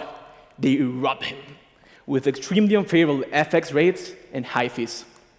For this reason, the market is pivoting to stablecoins because they are cheaper, more transparent, faster, liquid, and an easy to transfer way to connect a country to another country. That's why we created Pythas, a unique fee-based solution that comprises in 3 steps. First, the clients buy the cryptocurrencies in the local markets. Second, they create an account with Pythas and deposit their funds in their Pythas wallets. And third, they give us the banking coordinates to make the payments. And that's it. It's that easy. Conversely, if the clients have fiat and need to make crypto payments, they could also use us. Our market is immense. We took the worldwide international commerce totaling $45 trillion.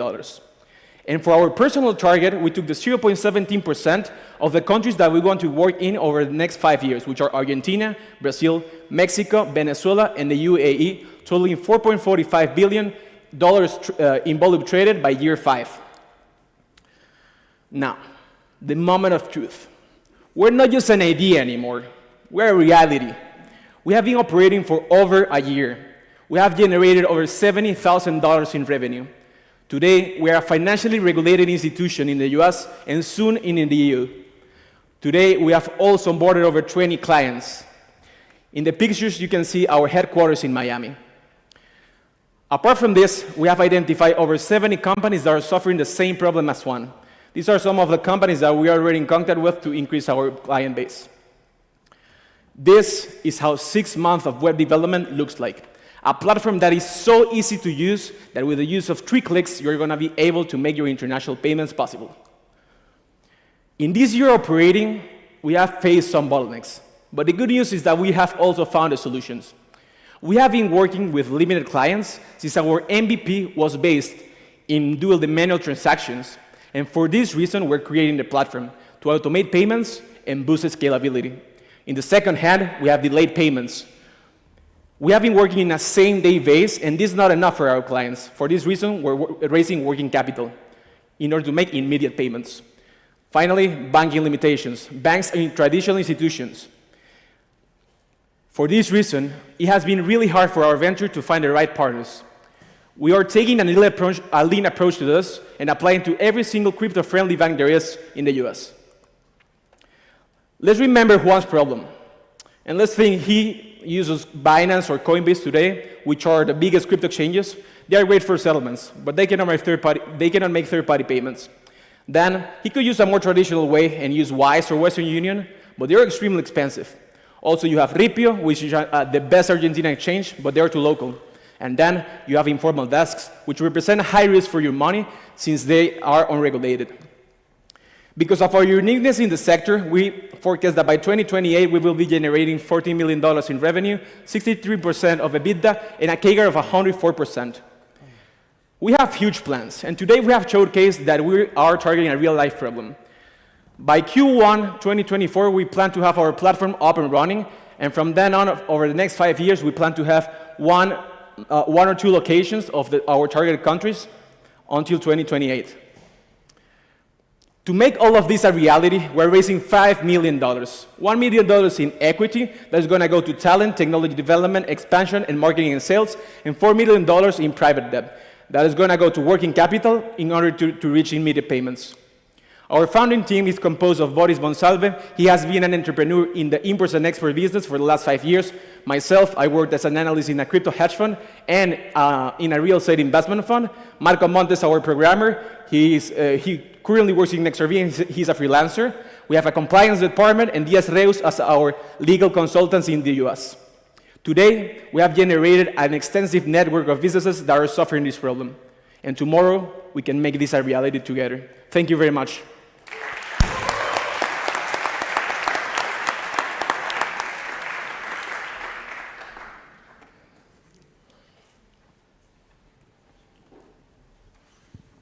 Thank you for the pitch.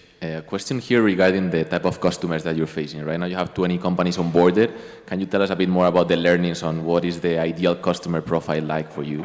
Yes. We took Juan as an example. In this case, he's a farmer, right? He works in the agri sector. But we have worked with import and export companies, commodities trading companies, a wide range. As I mentioned, my partner worked in the import and export business for the last 5 years, and we created an extensive network of people and understood the pains that they're suffering today. So those would be pretty much our clients. Question to your expansion plan. Yes. What exactly do you need in a country to operate there? Do you need a license in each of those countries? Great question. Yes, indeed. So far, we reached the US. We're a money service business, and we have a money transmitter license. We're applying to the same in the EU. And in order to reach every single country, we do need that. And that would be to do an end-to-end transaction, meaning that they could give us the local currencies, and we can make the payments in other currencies using stablecoins as an intermediary.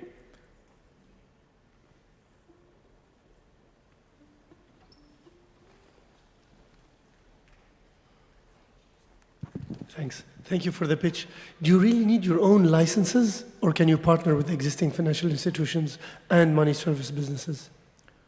Sorry, you asked if I really needed licenses? Yeah, no, for your expansion. Yes. Can you not partner? So I can elaborate that. So far, we could actually transfer to every single country that is under the regulations, right? It cannot be sanctioned. So answering to that question, with our current licenses, we could transfer. But our idea, as I mentioned, is to make an end-to-end payment. Therefore, if we're going to operate from the country To make payments outside, our plan is to have a license in each country to transmit the capital. And you increase your margins. Exactly, that's pretty much the idea. Increasing the volume and thus the margins, yeah.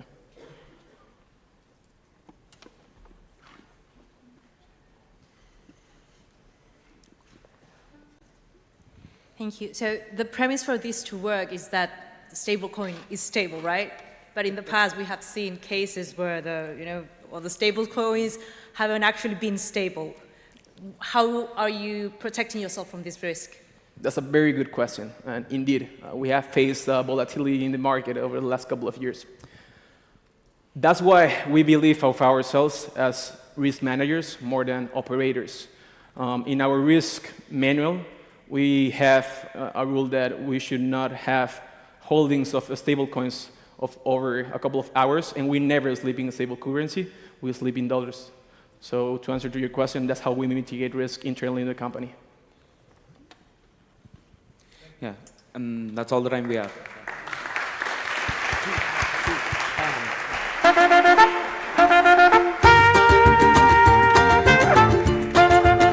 Thank you so much. Looking forward to knowing more about the company in the future. Okay, our last finalists for today, they're hitting all the right notes. They have created a platform where technology meets creativity. Please welcome Riptide.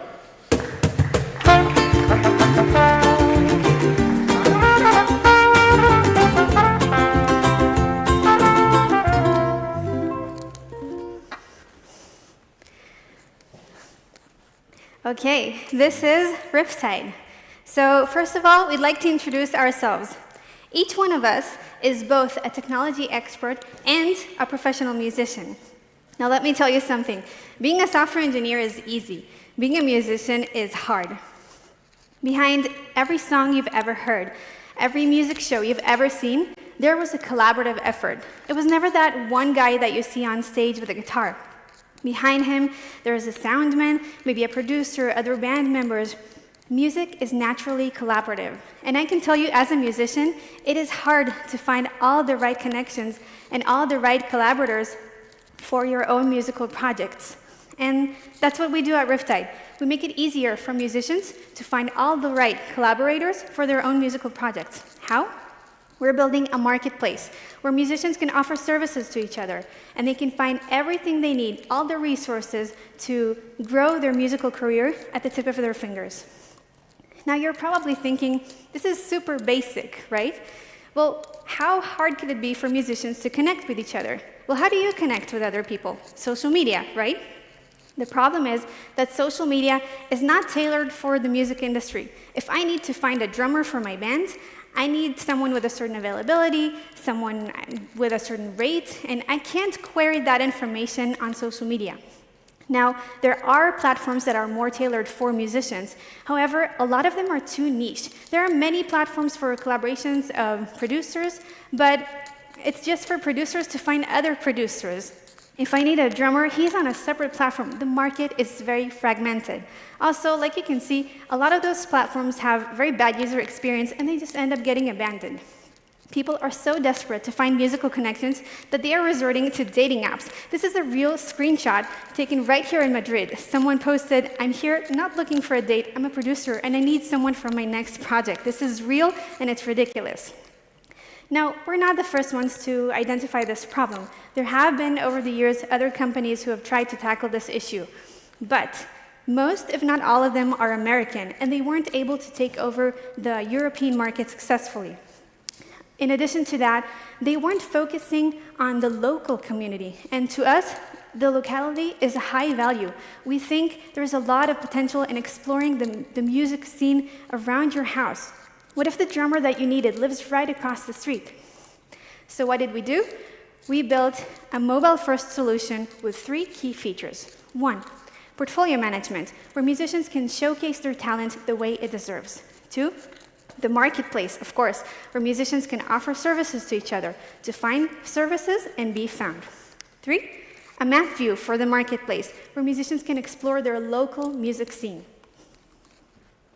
Now, I'm very excited to tell you that the version of the app that you see right now is the actual live version that we are building.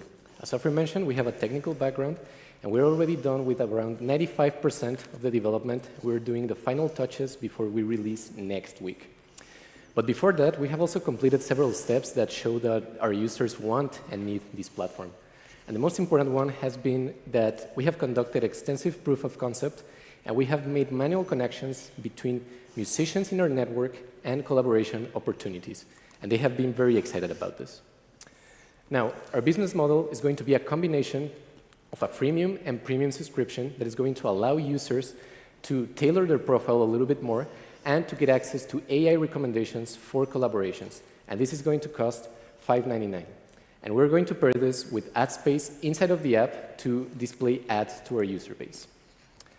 Now, we're going to initially be launching in Ireland and the UK, and we're focusing in these two countries because they have a super vibrant scene in Europe, making up to 2.9 billion euros per year. As you know, community is at the very core of what we do. And at Riptide, we're going to start by hosting events such as meetups, masterclasses, and competitions to bring people from the industry together so they can start fostering those connections and so that we can onboard them into the app. In addition, we're going to rely heavily on social media marketing, and we're going to build strategic partnerships with music shops and music venues to help them get access to our user base and to promote their events and their products or services. Now, what's to come? In the next week, we're going to launch the MVP, the first version of our product, and by June 2024, we're going to raise our pre-seed. This pre-seed is going to be for an ask of 300,000 euros, and that's going to cover us for the next 18 months, which is going to be, we're going to develop the second and the full version of the application that's going to be launched at the end of that year. We're not alone in this journey. Behind us, there's an entire network of other technology experts and, of course, musicians who are extremely passionate about this project and just can't wait for it to be launched next week. Thank you for listening. We invite you to check out our website and tune in to Riptide.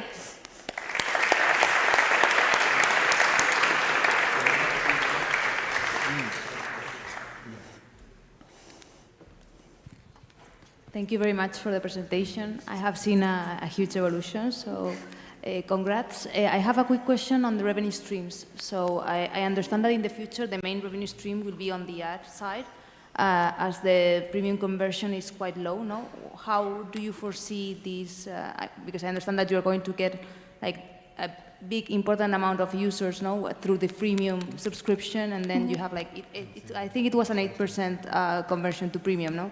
So I understand that you're eventually looking for more of an advertising revenue stream where you will be leveraging on. So thank you. You remembered correctly. We were focusing on premium and also ad space, but honestly, their contribution to the revenues is very, very similar. We calculated and we expect to reach about 8 million for each of the revenue sources by 2025. So that would be around the break-even point. And the main goal of the premium is for $5.99, we will give the users access to all of the data analysis features. This is something that's very, very close to our hearts. Raul is a data scientist. I'm a big data developer. This is going to be a major part, of course, of our product. And so we do plan to rely both on the premium and on the advertising equally.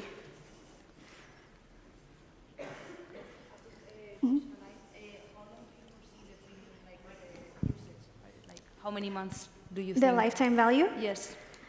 We calculated the lifetime value of around 6 months, if I remember correctly. And we reached like a CAC of about 60 cents, and the lifetime value would be like 1.5, like about 3 times that. And that's based on our, like, if we actually reach our expected user growth and all of the other measurements that we're taking into consideration. Thank you. Thank you very much. My question is related to your approach to the market. At the end of the day, one of the things that you are doing is to focus in a very niche segment. How are you going to control the areas you are presenting and the areas you are covering with your solution? Thank you. So basically, our approach to the go-to-market, first, the events is going to be, very, very simple in the beginning. We're going to actually host them, organize them, and it's just going to be like, basically go and look for where the music scene is happening in the specific cities that we're going to launch.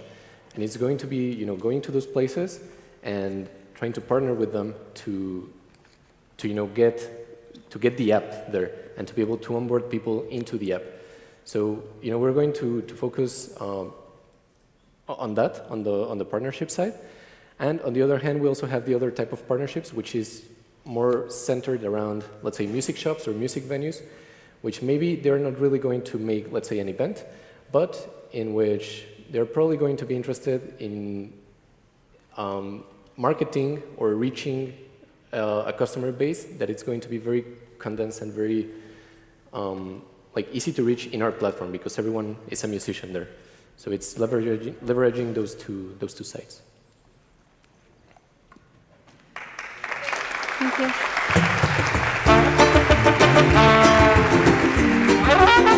Thank you very much.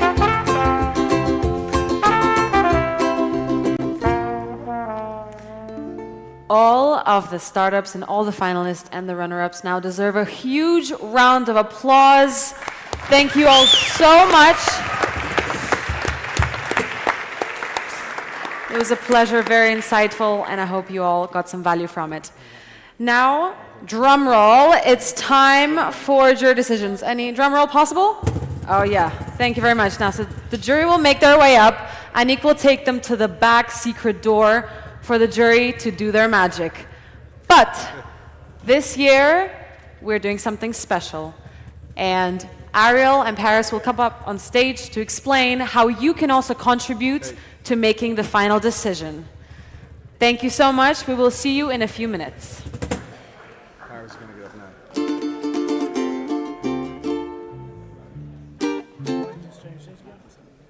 Paris is going to say something. All right, before you escape, please, this is the first year that we are having our first ever crowd live vote. Would you like to come in and talk a little bit about it? So not only are the investors going to be choosing and determining who is going to be the winner, but this year, for the first time in a very long time, we are going to have a crowd favorite winner. You can only vote once, so please choose wisely. And for those, if you're following on streaming, you can also vote as well. We will close the vote in 15 minutes, and we will announce the winners. So thank you guys very much, and we will announce the winners soon. Do you want to do it? Do we have a trophy for the winner? We do have a trophy for the winner. The public vote? There's a public vote trophy winner. Great. All right, guys. And don't forget, don't go too far away, because after we announce the winners, we have an open bar. And some snacks. And but food. mostly open bar.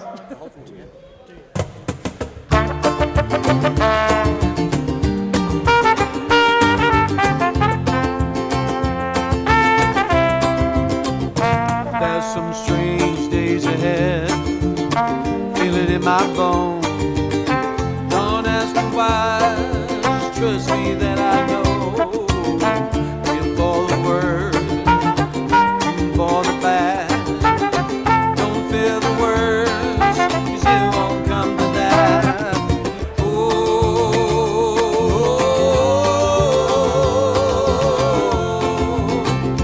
you're not alone.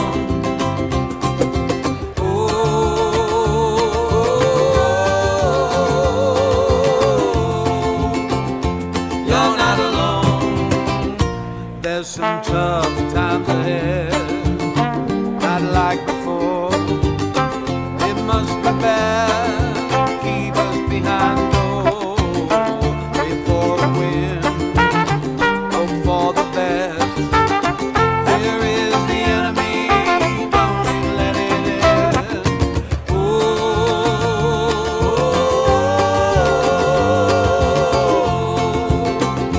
you're not alone.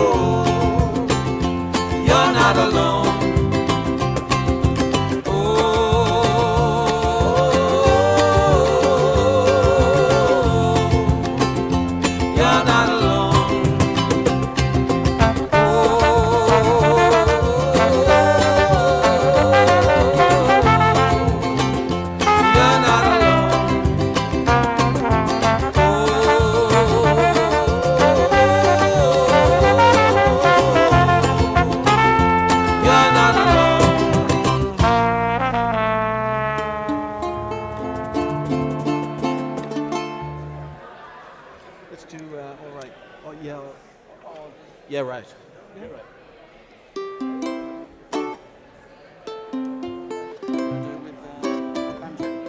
Banjo, yeah.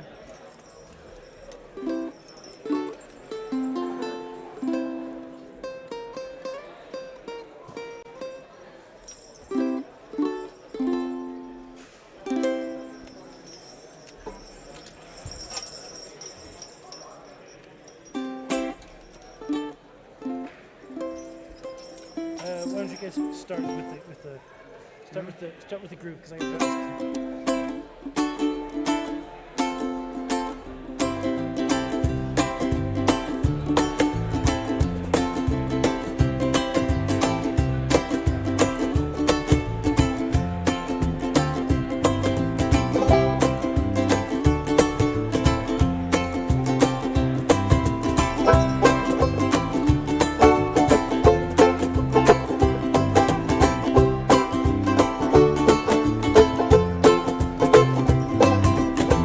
Look, Parker with workload's dire. He keeps on saying that he's gonna retire.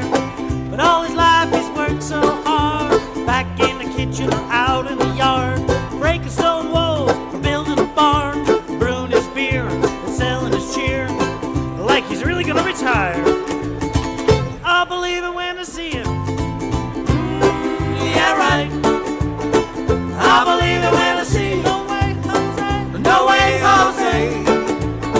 I believe it when I see it.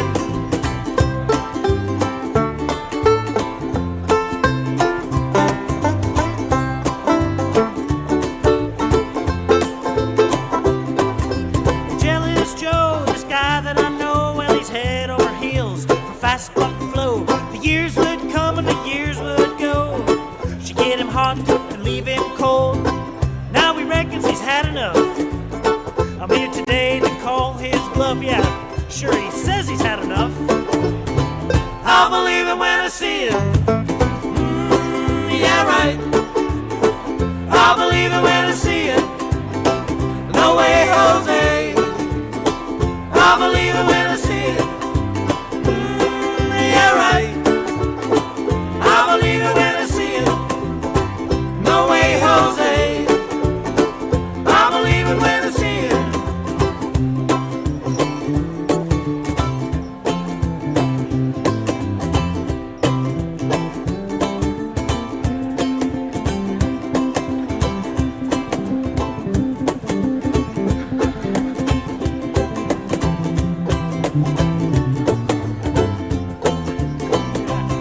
Now, there's a traveling guy that I know. He says that traveling life is hell.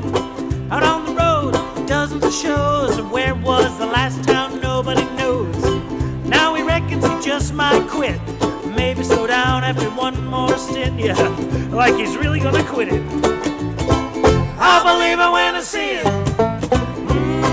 Yeah, right. I'll believe it when I see it. No way, Jose. I believe it when I see it. Yeah, right.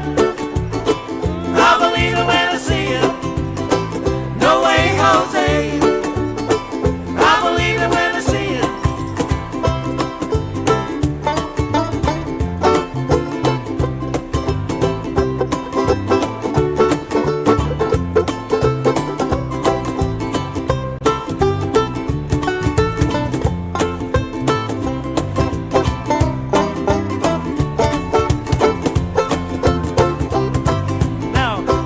Someone who goes on and on about how they're gonna right that wrong. Just remember this little song. Get all your friends to sing along. Yeah, right. I believe it when I see it. No way, Jose. I believe it when I see it. Yeah, right. I believe it when I see it. I call bullshit. I believe it when I see it. All right. Together we have a. Let's do something quick with banjo. Banjo. Do maybe more than one. Oh no, do that later. We'll do that later. Yeah. Oh no, it's banjo. What do you mean? black and white.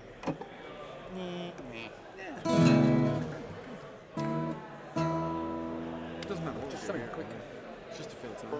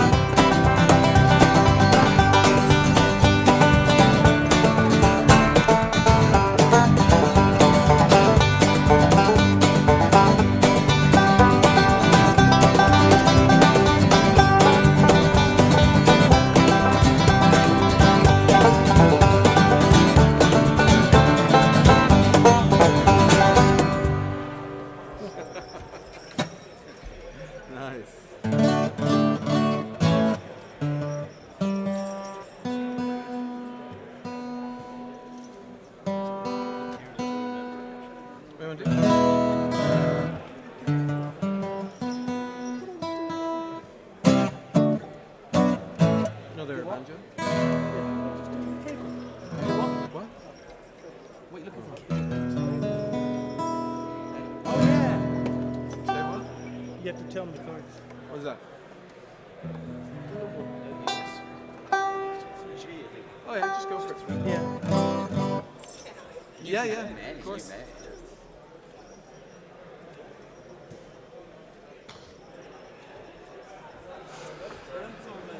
Hello, hello, hello. Okay, guys, we have all the results in. So everybody up there in the hallway, can you please come down and have a seat? And my dear jury, can you have your seats in your first row? Jose? Thanks. And Ariel? Do we have Ariel? Ariel, are you there? I don't see anything.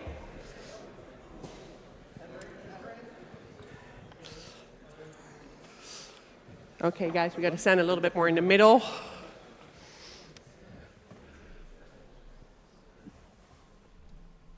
Ooh, very quiet.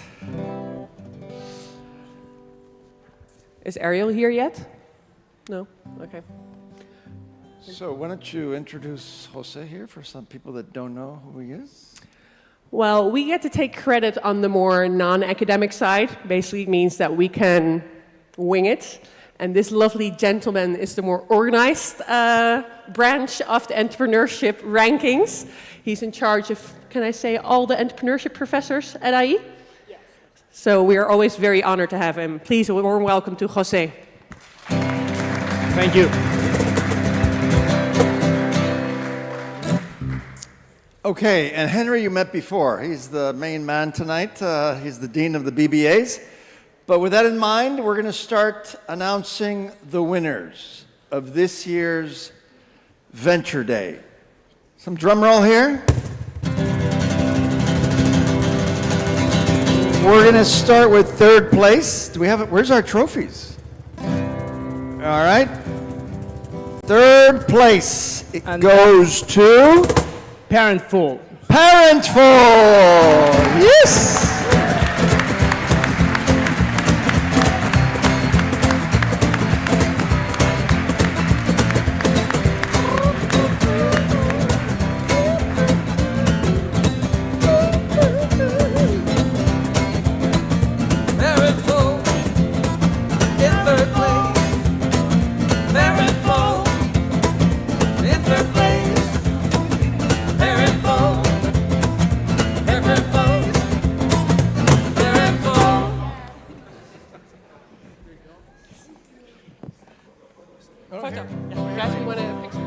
Picture here. In the middle. Get in the middle.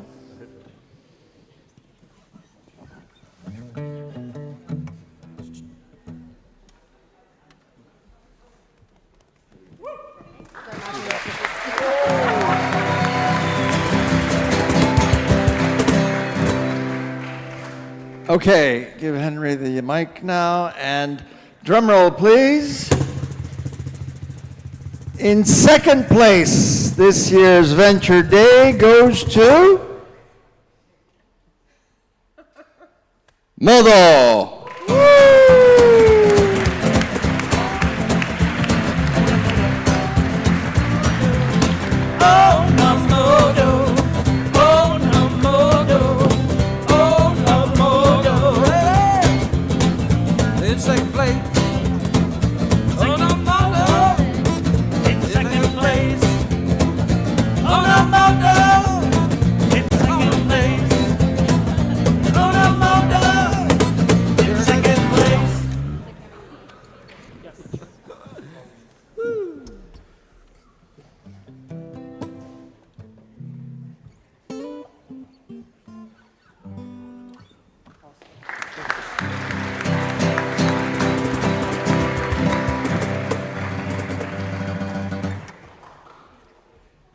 Drum roll. And now, the winner of this year's Venture Day 2023 is Aurea.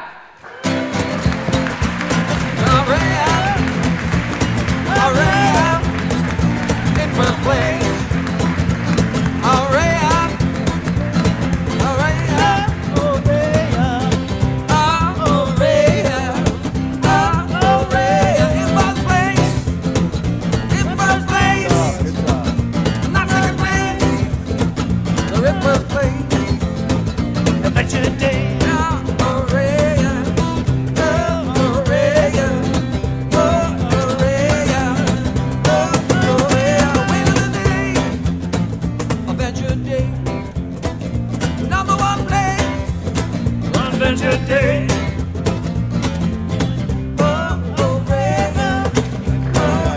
Big applause. But we are not done with the prizes yet. We have 1, 2, 3, 4, 5 more to go, so don't you worry, guys. For the next one, I'd like to invite Conchita to the stage. As you know, sustainability is a really big part of IE, and we're lucky enough to have the director of the Sustainability Center with us here. to give out the very, very precious Sustainability Award. So among the 10 finalists, the winner of this edition of the Venture Lab Sustainability Award is Moro.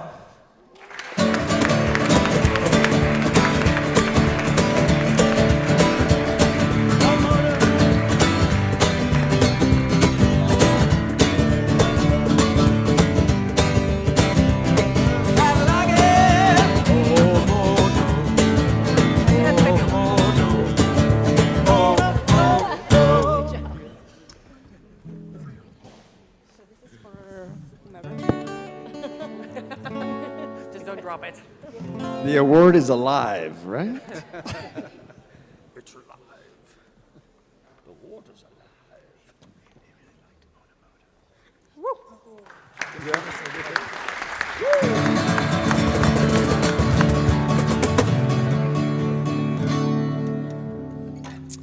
Drum roll, please.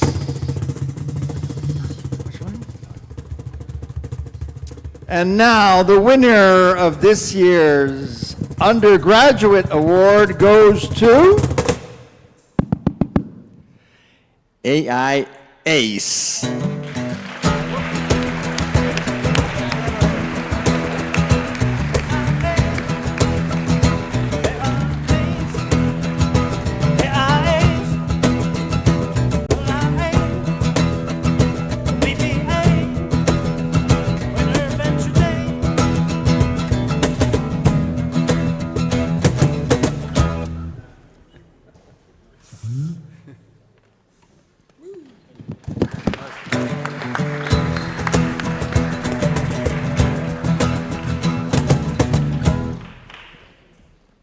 And now the winner of this year's MIM Award goes to Escribí.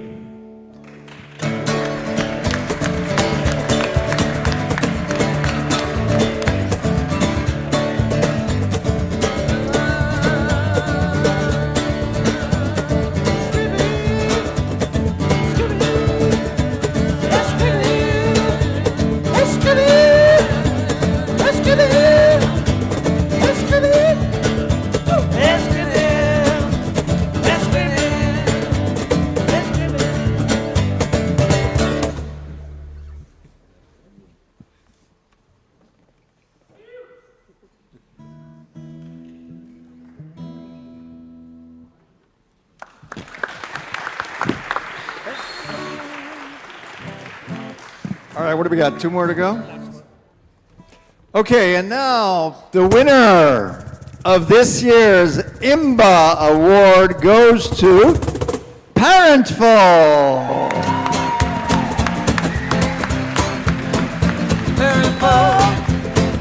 Parentful, win another award.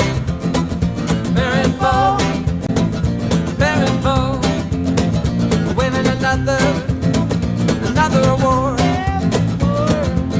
Every parent needs them now.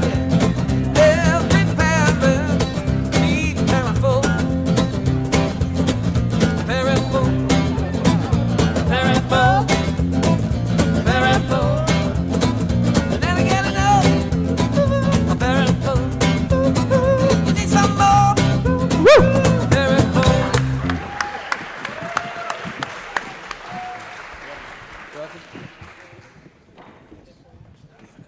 Okay, and now our final award for the night. The last Actually, award. no, not final, because we have the final ones decided by the jury. Yes, the Public Opinion Award. Who gets Best Band Award? The what? Best Band Award. That's later. That's later.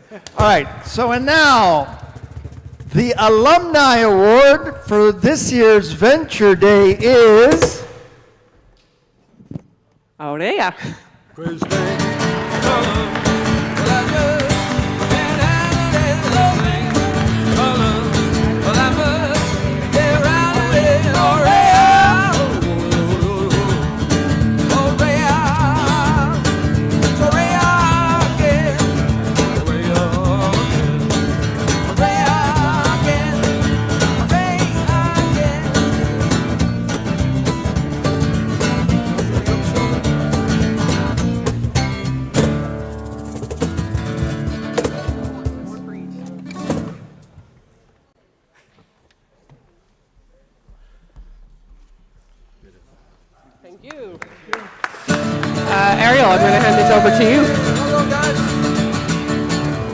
All right, and now our crowd favorite startup.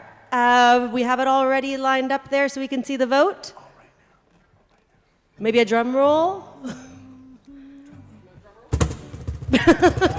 Powerful!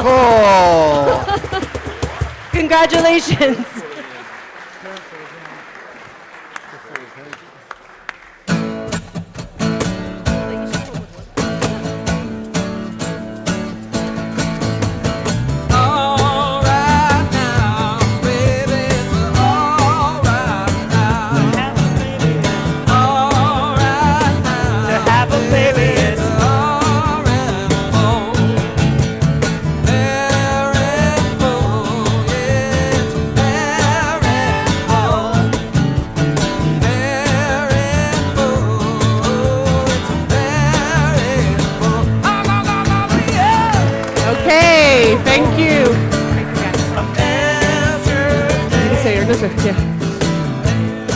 This was it, guys. Our last Venture Day of 2023. Yes. And you know, Venture Days like this wouldn't be possible without the amazing faculty and mentors that we have. Let's give a big hand to our faculty and mentors.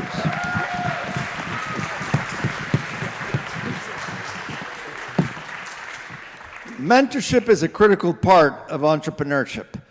But then, this would never happen if it wasn't for Ariel and Anik. Let's give them a big hand, please. And let's not forget our Reina, who's named Carmen, but who hates the stage, so we'll just give an applause from Where's here. Carmen? Big applause Is she for there? Carmen. Carmen! Woo! Carmen! And of course, all our fellows that helped out, and our incredible, incredible MCs. Big applause. Woo! I think it's drinking time, Paris. Are you ready? We have an open bar. Some people made the stupid mistake to leave early. That means that you have to drink for 250 people, so I hope you're ready. And we thanked everyone, but the biggest thank you is for you guys. It would not be possible with all you guys showing up, watching online. I hope you had a blast, and please enjoy some more music of the best band of the evening. Best Band Award!